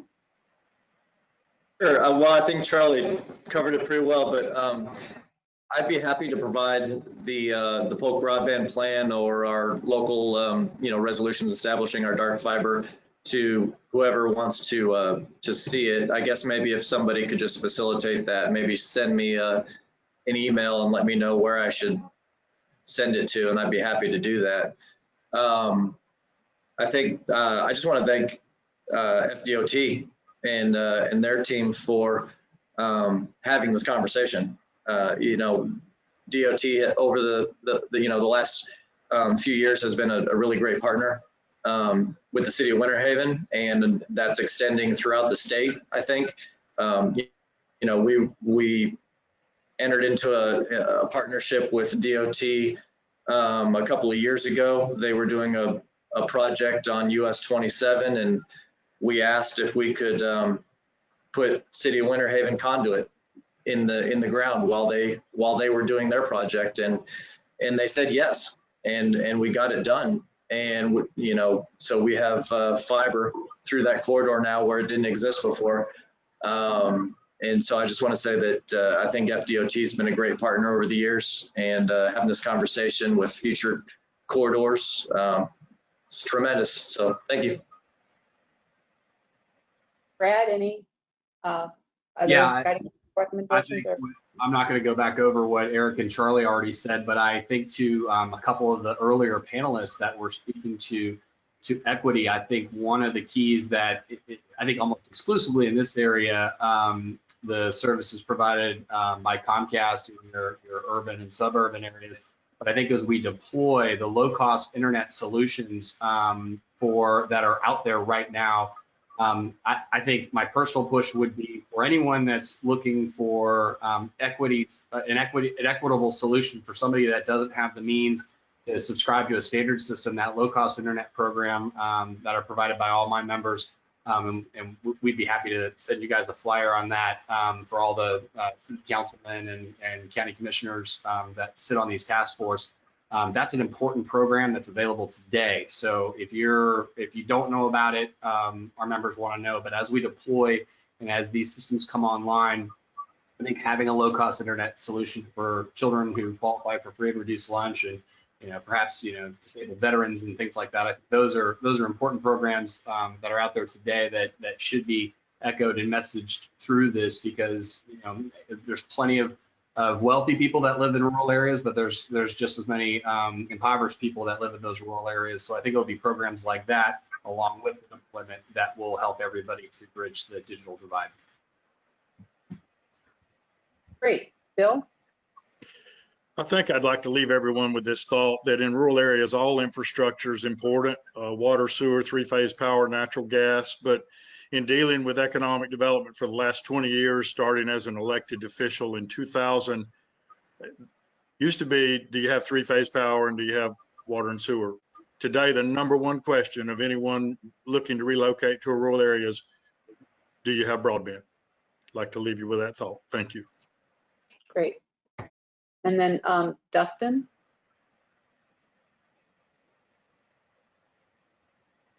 Certainly the ability to access the MCOR's infrastructure is important. What's important to some of the big companies versus what's important to some of the smaller providers is very different. So a big company wants its own conduit. A smaller provider would be happy to share a conduit with other providers or share an existing fiber bundle with other providers, further reducing that cost. And then access, obviously, to other poles and infrastructure is critically important, not only on MCORs, but on existing DOT highways and right-of-way. If you want broadband deployed quickly and have as many options as possible, that's going to move things forward the quickest, and then give the ability for us to interconnect these things backwards once the fiber finally gets there later on. Thank you. I'm going to thank the panelists. I know we had a couple more questions come in, and we will try to address some of those in the guiding principle discussion if we need to going forward. I thank you for participating. I hope you can hang out with us and for the next short section in case there are any additional questions. Have a good day. You can turn your cameras off if you need again for now. Thank you. So we're going to use the remaining time to tie this discussion back to the work of the task force. Marlon is going to briefly recap some high-level needs and then some data that you've seen, and then we'll talk about high-level needs, guiding principles, and implementation strategies. So Marlon? Thank you, Karen. Good morning. Again, this is Marlon Becerra. I'm the program manager for the Southwest Central Florida corridor.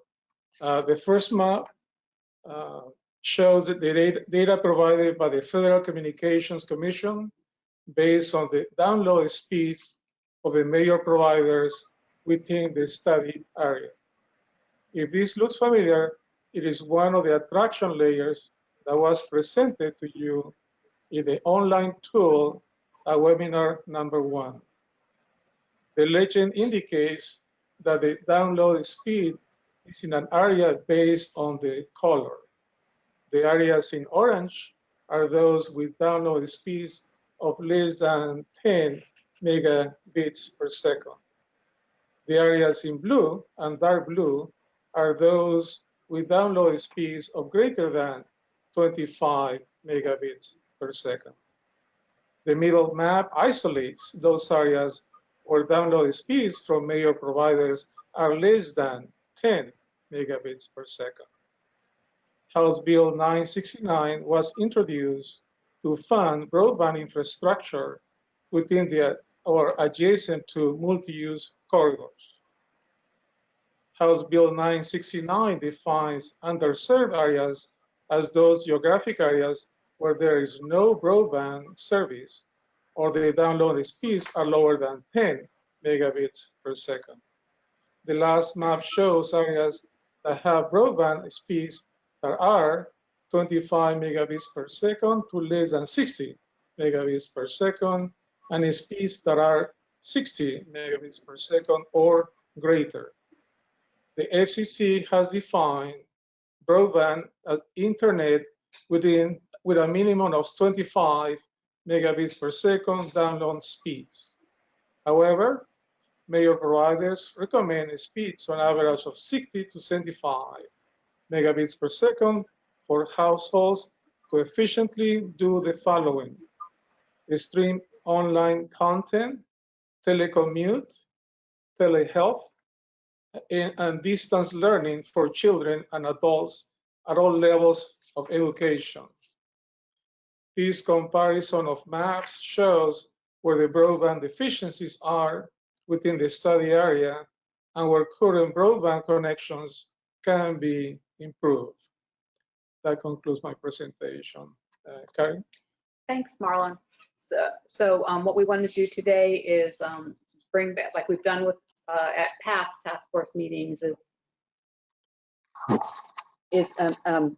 after the content discussion, we talk a little bit about draft high-level needs, guiding principles, and draft instructions. And the information shown on this slide has actually come from past task force meetings in terms of needs, guiding principles, and instructions.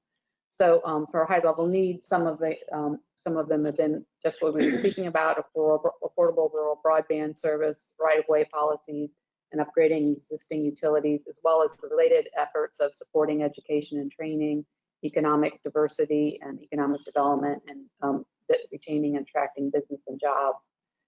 The current guiding principle is to enhance areas where utilities and broadband can be combined with transportation through non-discriminatory to competitively neutral access to FDOT rights of way for utility and service providers or joint deployment of infrastructure.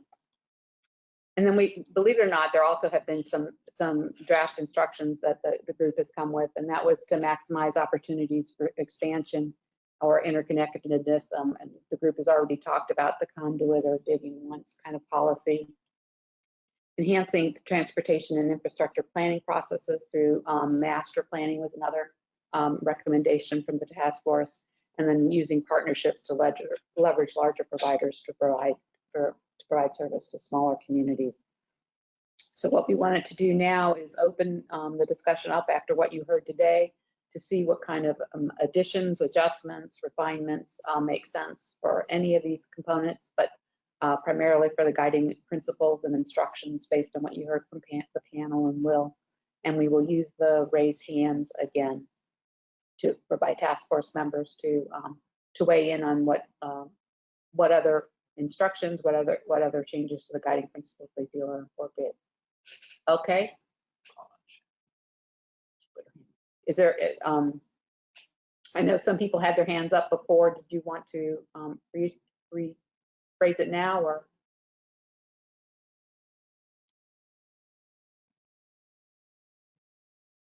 So there were a lot of suggestions thrown out by the panel today. And I wanted to see if anybody wanted to make some enhancements. Shannon, I know you had your hand up before. Did you, Shannon Estenos, did you want to comment or on the topic or the guiding principles? I'm reading them now, Karen. Okay. So I'll raise my hand again momentarily. If I'd rather hear from my fellow task force members first. All right.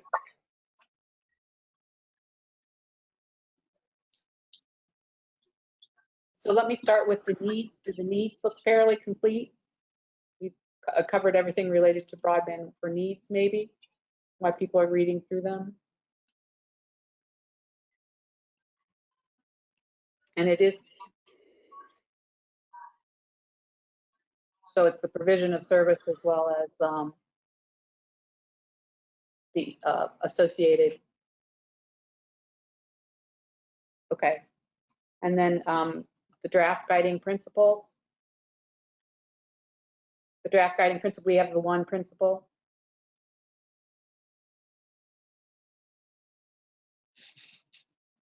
Which does address a lot of what we've discussed today. And then draft instructions. And I know we kind of, it may be a while since you've seen these. So this is kind of a new format that we're bringing back, is to kind of talk through these needs, principles, and instructions together. So I'll give people about 30 more seconds to see if anybody has a question while I keep talking here. And then if not, we'll just move on and close out the discussion. Karen, this is Shannon Estenos. For some reason, my phone was unmuted, so I'll take that as an opportunity to speak. Can you hear me? Yes, and that's actually how we did it. We left everybody to self-mute. And then raise your hand so that we acknowledge you. But go ahead, Shannon. All right. Well, what I would say is that I think, you know, what we know about broadband and the need for expanding broadband, I think is pretty easy to understand. I think the benefits of expanding broadband are pretty easy to understand, particularly in the context of COVID, for example. So I think that those are all very compelling needs. Again, you know, what I'm you know, trying to picture here how the guiding principles work together. So what an important guiding principle for me and for the Everglades Foundation is to use existing corridors. We want to, and those have, you know, that's been our mantra for the last 8 months. It's unclear to me. I have not yet seen a justification compelling enough for new corridors, I guess. And I guess this is, I would say the same thing about broadband, that that the need for broadband is obviously inarguable, really. As long as we are talking about expanding broadband with not as a justification for the impacts that we've been discussing for the last 8 months, I suppose is what I'm saying. So I would, and maybe you can respond to this, Karen, about how the draft, how the guiding principles fit together, because I would want to link these to broadband expansion with a co-location. Correct, co-location with existing corridors. Okay. Yeah, you have a separate policy that a separate guiding principle is recommending existing corridors, and now you have this one. So you're just saying find some way to connect the two. Right. Right. Okay. In isolation of each other is not as meaningful. Right. I guess. Yeah.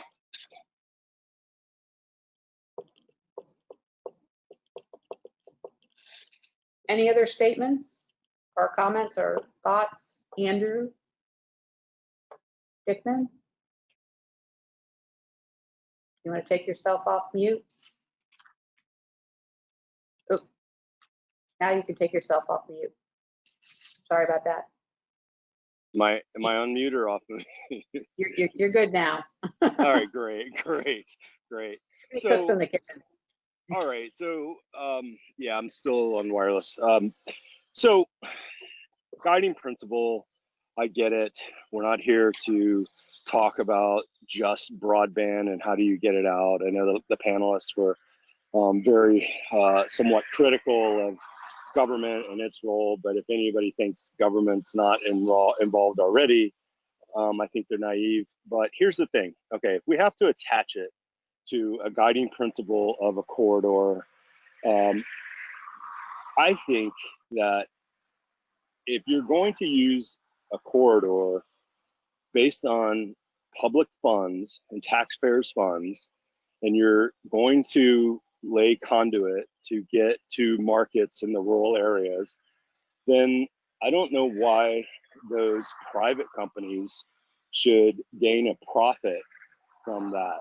I don't think that they should get a free ride. So I think the folks that are impoverished they're not going to be able to afford $100 for broadband and also have to rent a modem for their house. So if the taxpayers have to pay for a roadway, I think that the providers should provide either for free or at a heavily discounted rate, because that if there was a market there, they would get there now. If it was fully private business and the rules of supply and demand, they'd be out there right now offering broadband and internet to everybody.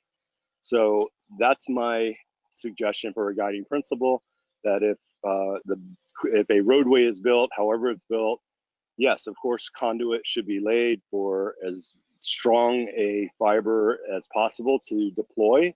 But I don't think that the folks that are impoverished should have to pay the same rates as I do in an urban area, just because we're offering a free ride for these private providers to get out there. That's my comment. Okay, thank you. Getting to the affordability piece of that. So I see Bill Ferry, you've raised your hand. You want to add? There you go, Bill. Yes, Bill Ferry with Florida Internet and Television. I think I would probably continue the last comment by at least stating for industry that there's not necessarily an interest in having a subsidy or having something for free. If anything, I think the draft guiding principle really does cover what's being suggested, and that is allowing enough room and rights of way through non-discriminatory and competitively neutral access. That's really what I think industry is seeking. Now, whether that is something where FDOT were to put in conduit separately, that might be a different matter, and there could be an economic model for that. But I would probably really stress that the current draft guiding principle does cover what I think is being said there with regard to other companies. I think if all companies can compete on the same footing, I think that would be the best guiding principle. Thank you. Okay. Any other thoughts before we wrap up and go to public comment for today? All right, seeing none, we'll turn it over to our chair. Hey, thank you, Karen, and task force members. Thank you for the excellent questions. I want to thank our esteemed panel for their time and providing lots of details about broadband and educating us about broadband. So I'd like to recap a few of the next steps before we begin the public comment period. First, today's presentation and recording of this virtual meeting will be posted on the website. Secondly, we will continue to support the technical briefings with you regarding the online tool and the avoidance and attraction areas. So our team will be continually reaching to you guys.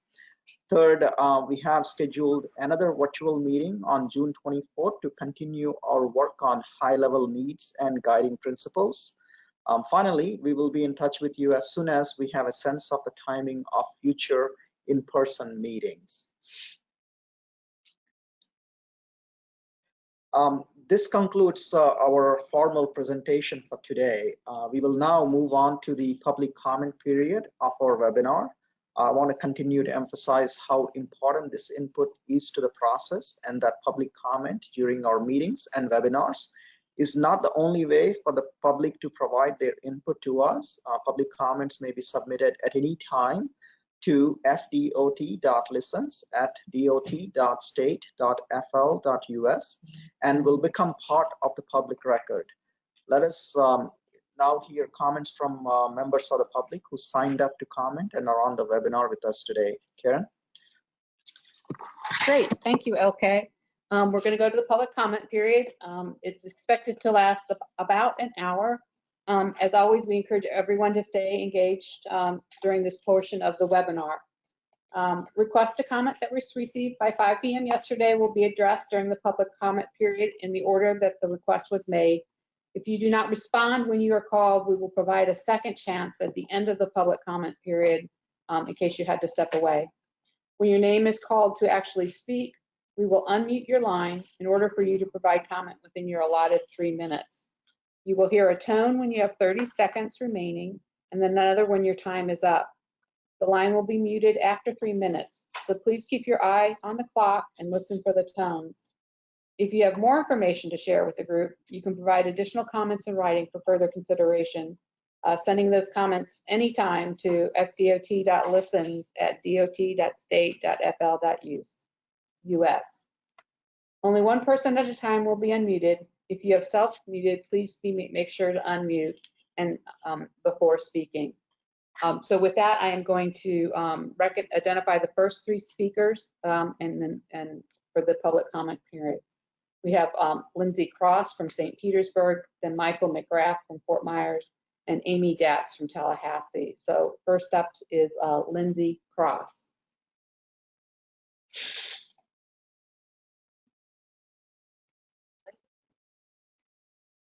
Good morning. This is Lindsay Cross with Florida Conservation Voters. Are you hearing me? Yes, ma'am. Go ahead. Okay, thank you. Good morning again. This is Lindsay Cross with Florida Conservation Voters. Today on round 3 of these webinars, we again asked DOT to put the brakes on this process. We are in the middle of a global health and economic pandemic. People are protesting for a more just and equitable future. These are urgent threats that must be addressed to ensure the health and prosperity of our state and nation. On the contrary, there is no urgency to destroying natural and rural Florida, thereby jeopardizing our water, wildlife, agriculture, and hard-earned taxpayer dollars. The only urgency is an artificial one created by the passage of SB 7068 last year, wherein politicians, not planners or the people, have dictated what our state needs. This process has represented bad government from the beginning, and barreling through with these webinars simply continues the sham of a process. On May 28th, DOT Secretary Tebow received a letter from the First Amendment Foundation formally requesting that DOT halt the webinars. Based on provisions of Chapter 120.54, parens 5 of Florida statutes, the MCORS Task Force shall hold public meetings in accordance with Chapter 286, which is the chapter that upholds Florida's government in the Sunshine Law. DOT, you yourself as staff, has admitted that the webinar technology has not always worked. Technical problems that prevented interested persons from attending should have resulted in a termination of the proceedings. Instead, you have insisted on moving forward with even more, scheduling 6 meetings just this month. The current structure of the webinars continues to shortchange the public and doesn't allow for open dialogue between task force members about the true need and justification for these roads. While you can claim that the number of participants has increased, the opportunity for meaningful participation has decreased. Speaking into a computer screen is not the same as engaging in a face-to-face interaction. Quite frankly, discussions about broadband and technology, which you've openly admitted can be accomplished without a toll road, are a diversion. There is still no evidence that these roads are needed, nor that they are financially viable. I applaud the First Amendment Foundation for sharing the letter to DOT staff and all of the task force members. As our state and nation grapple with health and justice issues, we ask that you halt these webinars and any further discussions with task force members until the process is fully accessible and in the sunshine. Thank you.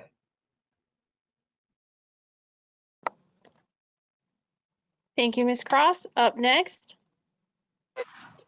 Michael McGrath. Michael, you are unmuted. Good morning. My name is Mike McGrath. I'm an organizer with the Sierra Club, based out of Fort Myers, Florida. Holding rural communities hostage by forcing them to choose between broadband connectivity and a highway that runs straight through their backyards is wrong and disingenuous. Those who use this false narrative to promote MCORS are lying to the public.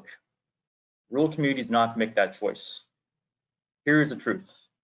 There are alternatives. They're both cheaper, less environmentally damaging, and accomplish the same connectivity goals much sooner than building toll roads that will likely not be completed until 20, 30 years later. The communities that are currently without broadband access simply do not need to wait for new roads to be completed to get connectivity. These toll roads are not a necessary cost of bringing broadband to underserved communities. Existing roads and infrastructure can, in theory, be used for conduit access. Aerial broadband, microwave technologies, and even low orbit satellite, for example, are one of the many well-documented services and emerging technologies that can be done independently of road construction and for a fraction of the cost when considering how much these roads will cost when all is said and done. The government can play an important role in subsidizing the infrastructure needed to make high-speed broadband deployment available and accessible to all. A toll road that would easily cost upwards of $10 billion in construction costs alone is a fiscally irresponsible investment when considering the existing roads and infrastructure on existing corridors can be utilized through public-private partnerships. Will Watts even made so much clear in his opening statements today. Furthermore, in 10 years' time, there will likely be serious advancements in technology that may make more innovative, cost-effective solutions for deploying broadband that could render our current methods obsolete. I think we would all agree that in order for cities, towns, and counties to successfully compete in the global economy, they must be connected to the world and they must have adequate broadband coverage.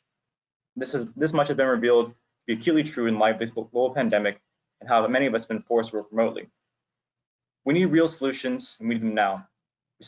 We simply can't wait another 10 years or more for broadband connectivity. Exit now.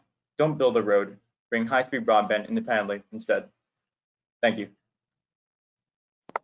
Thank you, Mr. McGrath, for your comment. Up next is Amy Datz. Amy Datz, you are unmuted. I have been a professional environmental scientist for the past 40 years and environmental legislative activist, not lobbyist, for the past 7 years. This panel and the legislation authorizing this project has identified that 20% or over 700,000 Floridians in this region have no or poor internet connectivity. This deficiency shockingly covers 43% of our counties. Internet connectivity would not only improve the quality of life in the project area, but also help reduce air pollution by use of telemedicine, telecommuting, and online education. The opportunities to reduce trips and therefore improve air quality and congestion are limitless. Getting to an emergency room by car can take many precious minutes. Getting to a doctor by telemedicine can save lives. The citizens in this area are being left out of our current work at home program during this pandemic, putting their health in further jeopardy and keeping them in high child poverty and high unemployment. Internet access, as well as funding from this project for training in many areas of employment, will allow these Floridians to gain better or higher paying jobs and improve their and their children's quality of lives. There may be other ways to get broadband, but to my knowledge, the project opponents had not identified funding sources or solutions to address these issues. Studies have already demonstrated that the children without internet access are falling behind the students who do have that access to their teachers and educational materials. The project's opponents proposed no solution to this inequality. This internet connectivity will also allow Florida to monitor and study movement through wildlife crossings, leading to better practices ensuring wildlife safety in relationship to transportation design. The opponents of this project are privileged with their internet connectivity and use of the internet to oppose this project, but the 700,000 Floridians that would benefit from this project do not share their privileged lifestyle. As sea level rises, I-95 and US 19 may become underwater. The 79% of Floridians, coastal urbanites, will migrate north to the center of Florida. They will need internet connectivity to maintain their current high quality of life. The opponents of this project show little foresight on this issue. This webinar technology has allowed me to participate in these task force meetings, which I could. Please continue the webinar access even after the quarantine is lifted to maximize the in-person and electronic public participation. Technologically, it is a very different world today than 20 years ago or 20 years from now. We must plan for the future of all Floridians. Thank you. Thank you, Ms. Datz, for your comment. Up next is Gary Stillwell from Alva, Florida. Gary, you are unmuted.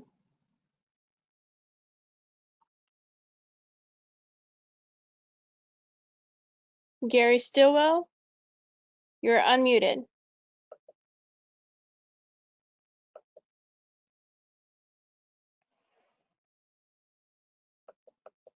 One more time, and then we'll circle back. Gary Stillwell, you are unmuted. Can you hear me? Yes, sir. Go ahead. Oh, okay, good. Button problem. Okay. Gary Stillwell here from Alva, Florida. Couple of comments. First of all, about the broadband, which is the subject for today. I hear statements made by the panel and others about capturing the rural market. I would agree with the Audubon person's assessment that, and a couple of other folks there, that you know, if the broadband folks wanted to get out into the rural areas, they would have already done it. There's no market for it out there, and I do not believe that it's in the best interest of the Florida residents to subsidize private companies, period. Either they pay back or they pay for putting this stuff in the ground or whatever, but the state shouldn't be the one that's paying for that. On the roadway, a couple of items about that. Each mile of this road or roads is somewhere around 1/10 of a square mile. Every interchange is going to take up about a little tiny bit less than half a square mile. So we're looking at probably 100 square miles of impervious surface for this project. Water runoff from all the interchanges and the roads is going to add tremendously to the stormwater pollution load. The environmental impact on this thing due to this road, if it gets built, is going to be horrible. Waukeeva Parkway up in the northern part of the state, it took 10 years just to plan that thing. It ended up costing them somewhere in the neighborhood of $64 million a mile to build it. And that's somewhere in the neighborhood of $20 billion. This state doesn't even have that kind of money. They don't even have the debt limit that will allow them to float a bond to get this money. There's just no way this thing is viable at all. Okay, got the button. Thank you very much. You do have 20 seconds. That's okay. I don't have enough time to say the other things. That's all right. I can quit now. Thank you for your comment, Mr. Stillwell. Up next is Allison Kelly from Washington, D.C. Hi there, good morning. This is Allison Kelly. I'm a senior attorney with the Natural Resources Defense Council. Even though I'm based in Virginia at the moment, I am from Florida, originally South Florida, and I worked as an environmental lawyer in Florida for many years.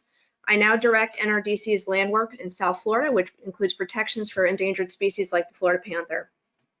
First, I want to express my surprise that this public meeting wasn't postponed due to the ongoing crisis taking place in our country, the global pandemic, and the unrest surrounding racial injustices. It was noted that additional broadband is necessary because many of us are currently working from home and using broadband for telemedicine visits, but failed to acknowledge that these national emergencies are taking up a lot of the public's time and attention at the moment. Despite acknowledgement that broadband is needed in rural areas, FDOT continues with online meetings not accessible to everyone. Therefore, suspension of this unnecessarily rushed decision-making on this toll road and postponement of any related public comment period would ensure more robust, meaningful, and just public participation. Second, for various environmental, public health, and economic reasons, we oppose the Southwest Central Corridor toll road. One of the panelists described this project as a giant new corridor. This road should not be touted as a prerequisite for providing broadband to the general public. Alternatives such as existing roadways and corridors could be utilized. While working with private landowners to obtain easements for broadband facilities was described by a panelist as, quote, difficult, it's not impossible. Rural communities shouldn't have to choose between damage to their local environment, water, or public health, such as exposure to additional air emissions from vehicle traffic using this road and driving to adjacent new development that will likely follow between that and broadband access. It is also unclear that rural communities would be able to afford the cost of the services that this new infrastructure provides. Once the broadband infrastructure is built, the burden of the cost to access these services will still be borne by the public. Further, as other folks on this call have noted, there are concerns about the impacts of this toll road on the environment, water, and wildlife, including endangered species like the Florida panther. These resources provide their own ecotourism and economic benefits to the local and state economies and cannot be ignored. A study commissioned by Visit Florida found that out-of-state visitor spending in 2016 accounted for $88 billion of GDP and supported over 1 million jobs. FWC reports that fish and wildlife recreation, such as wildlife viewing, are big businesses in Florida, contributing billions of dollars to the state economy and creating over 95,000 jobs in 2015 alone. Millions of tourists visit public lands in Southwest Florida each year, such as the Big Cypress National Preserve, and spend millions of dollars in nearby communities and support local jobs in the region. These economic contributions cannot be ignored in favor of the new toll road or broadband.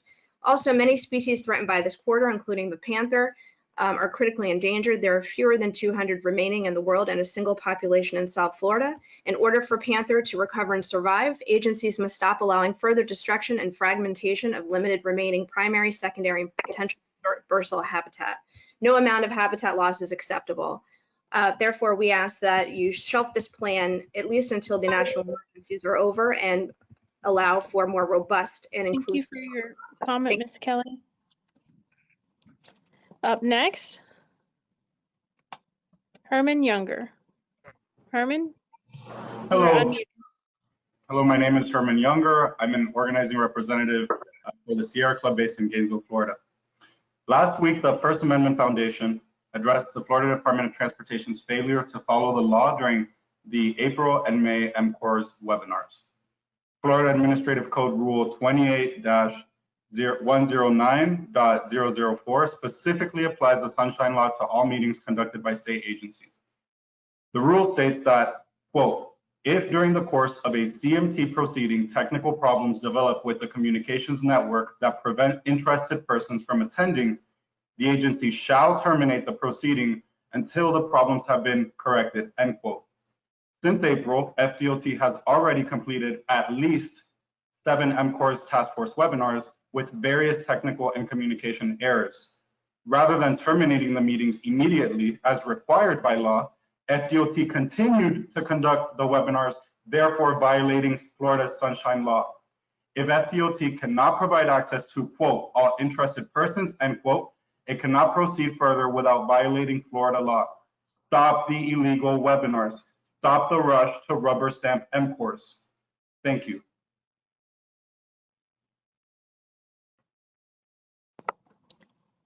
Thank you, Mr. Younger, for your comment. Up next is Ruth Brandwine from Sarasota, Florida. Myself. Ruth, you are unmuted. Oh, thank you. Okay, I actually had 4 questions that I would hope the powers can answer. My first question is, what are the costs? Secondly, what are the externalities? That is, the cost to the environment, the cost of more flooding because of more concrete, the cost to wildlife. Those kinds of costs need to be factored in before a decision should be made. My third question is around financial issues. Will any legislators that have a financial interest in the development of this corridor or in real estate surrounding the corridor or developments around the corridor, will they recuse themselves from voting on this? I think they should. And if they don't, I think that's a real problem. And lastly, I would like to know if there is going to be transparency in learning what developers or others who have been promoting this have been giving funding the legislators or funding the project. In other words, are the developers promoting the project, and can we find out who they are? I think those are really key issues before any decision is made. Thank you. Thank you, Ms. Brandwine. Up next, Matthew Shorts from Fort Lauderdale, Florida. Matthew, you are unmuted. Yeah, good morning. Can you hear me? Yes, sir. Hello? Go ahead. Okay. Yes, sir. So first of all, I'm very happy to hear so many of the panelists and the task force members finally referring to this project as if it gets built. I'm with South Florida Wildlands Association. We have been longstanding opponents of this project from before the bill was even signed. It's a boondoggle. It's going to create sprawl. It's going to eat up Florida's fresh water resources. It's going to create more wastewater. It's going to pave over our wetlands, damage and degrade our springs, fragment, destroy wildlife habitat, and obviously lead to roadkill. The one expert who has opined already on this issue, John Rublik, through a FOIA request my organization did, has called the project a disaster for the panther and all the other wildlife in the area. And by the way, he's a transportation biologist, so you do have an expert in the field. But that being said, let's turn a little bit to broadband. And as I said at the other task force meeting, Florida already has 719 miles of toll road, more than any state in the US. We're going to add an additional 320 miles. We're going to dwarf any other state in the country as far as toll roads. We have 274,000 lane miles of highway in general, the seventh most in the US, and only Illinois is the only state smaller than us that has more. Broadband is not going to be solved by MCORs. And I think that what you're hearing in these discussions are people saying decouple broadband from MCORs. Broadband is clearly a need. People need it. How it gets delivered does not need to be tied to this boondoggle of a highway. The numbers we're hearing for installing broadband, anywhere from 20, 30,000 a mile, 70,000 a mile. At the other task force meeting, we had $100,000 per mile. But even at 100,000 miles, $100,000 per mile, that's 32 million bucks. That's a tiny, tiny fraction of the billions and billions of dollars you're going to be building on the boondoggle, spending on this boondoggle. And I'm going to start calling it that because that's exactly what this is. You don't need to connect broadband to MCORs to make this work. All those miles of highway, especially state highway and local roads, you're not going to have difficulty getting broadband right-of-ways for this. And I was in Collier County. I mean, I saw some guys working along State Road 29 near Immokalee, and I saw them digging a trench. I said, "What are you guys doing?" I said, "Putting in broadband." So we're putting in broadband. We can do this normally. We can do this another way. We can subsidize it where necessary, and we don't have to go ahead with this boondoggle to make it happen. Thank you very much. Thank you, Mr. Schwartz. Up next, Doug Morrison. Doug, you are unmuted. Doug Morrison from Babson Park, Hello. Florida, you are unmuted. Hello, can you hear me? Yes, sir. Go ahead. Good morning. I was a civil engineering major in college and took highway construction and numerous other similar courses. I assure you my professors would be shocked to learn of a multi-billion-dollar toll road which has never received a needs assessment. The toll road proposal represents exactly why people have lost faith in their government. I urge the task force to recommend to the governor and legislature that the project be deauthorized. Thank you very much.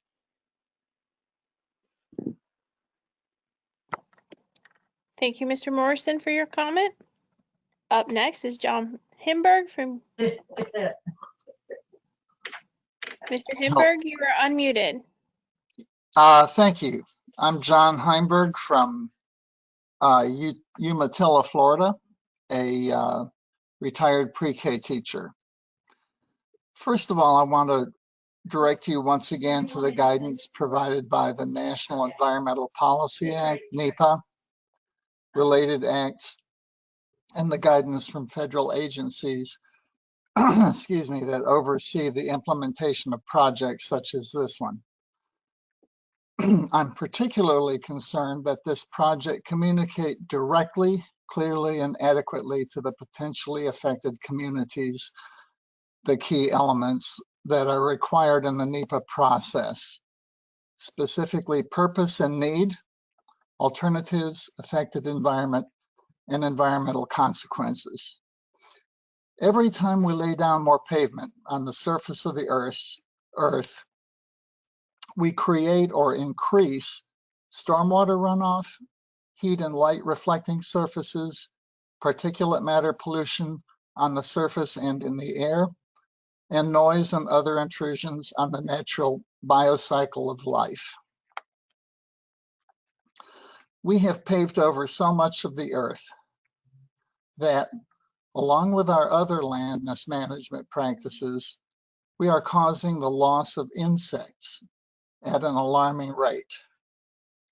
Since insects are the creatures that stitch together much of how our ecosystem works, this is important. Look at the National Geographic May 2020 issue. As importantly, we're losing birds and other wildlife, many to the point of extinction. We need to start thinking in new ways if we plan to survive long as a species. When we first fell in love with the automobile, our country was connected by the train. Every little town like Umatilla, where I live, had its train station.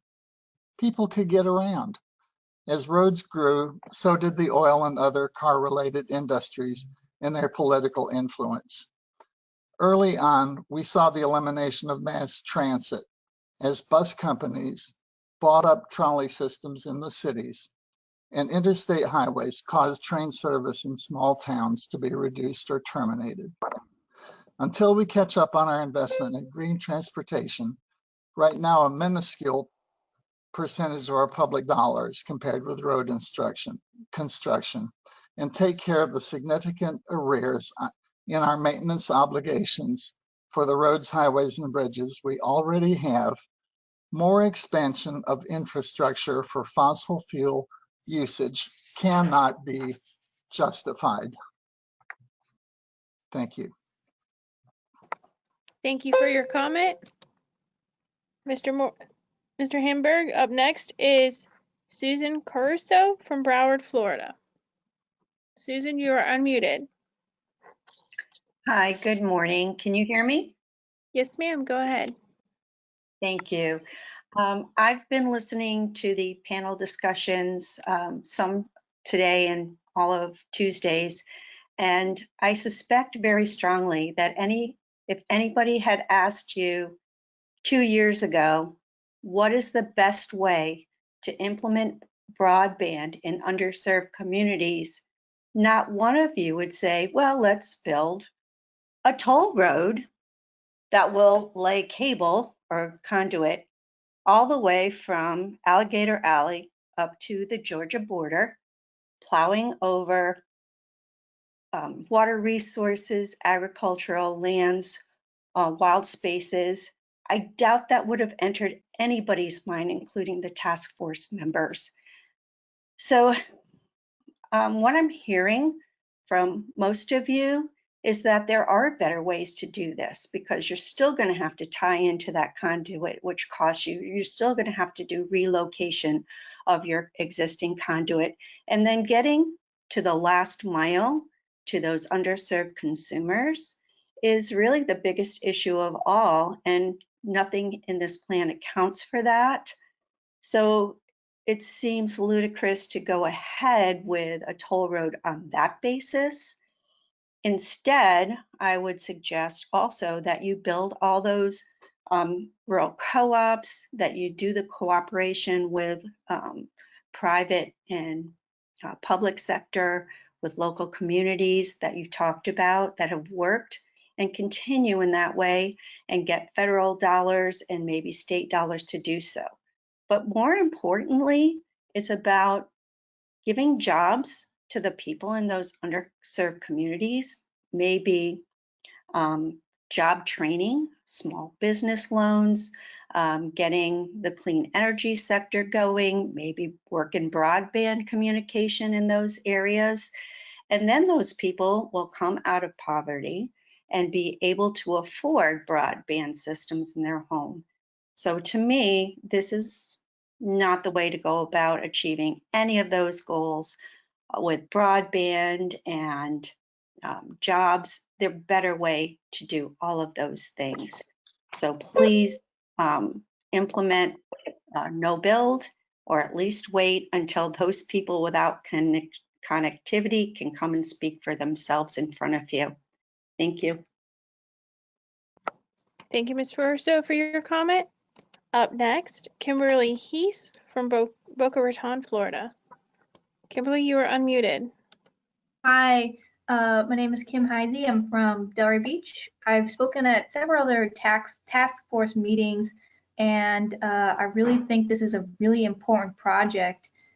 It's one of the things that, as an artist, I'm focusing on all my attentions on, really, because of the terrible impact this would have for the Florida panther, and it just makes me sick to my stomach to think that this is something that could very well happen despite everything. I appreciate the thoughtful questions posed by the task force members. And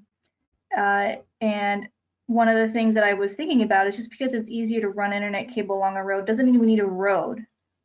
Instead of using the billions to build the road, we could just build the internet for, as Matt Schwartz said, a fraction of the cost.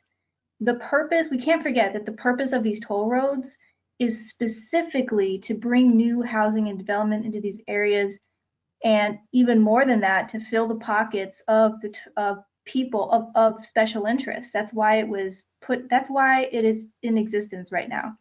It's not to bring internet, it's not to help anybody else, it's not to help communities. So definitely not needed. One presenter mentioned the difficulty in running internet because of property easements. Doesn't a toll road present the same exact problem? And since we have to solve that problem anyways, why not scrap the pork barrel project that will ruin rural life and make the panther extinct, and just build the internet itself? We already know the legislature is willing to spend billions of dollars. Why not use some of that just for the internet if they want that in those communities? Just ask the communities if they want that and just coordinate with the communities and fund those things for them, instead of having to do the carrot on the stick thing where, oh, if you let us build this toll road, we'll give you internet. It's so stupid. We don't need to destroy rural life and the wildlife corridor to provide internet. We don't need this road. One person said the farmers have been one of the biggest advocates for the environment, which is true. So why are we still discussing a project that is objectively harmful to the places that they love and that they're protecting and that they've been coordinating and for the protection of the panther and all these things? People live out there because they love it.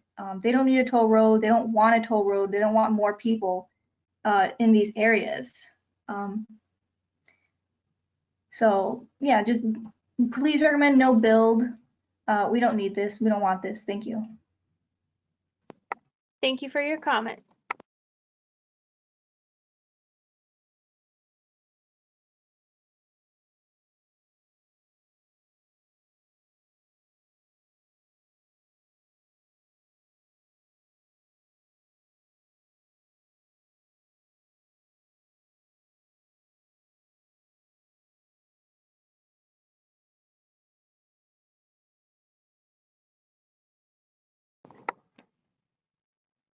This is Weiwei Shen, Chief Planner at FDOT.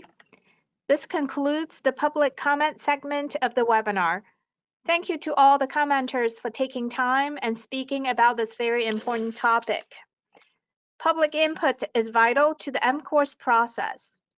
Public comments may be submitted at any time to fdot.listens@dot.state.fl.us and will become part of the public record. I would also like to thank the task force members for participating and receiving public comments today. We will be bringing you a summary of all written comments received to date at your July task force meeting. Thank you again for joining us today. This concludes our webinar.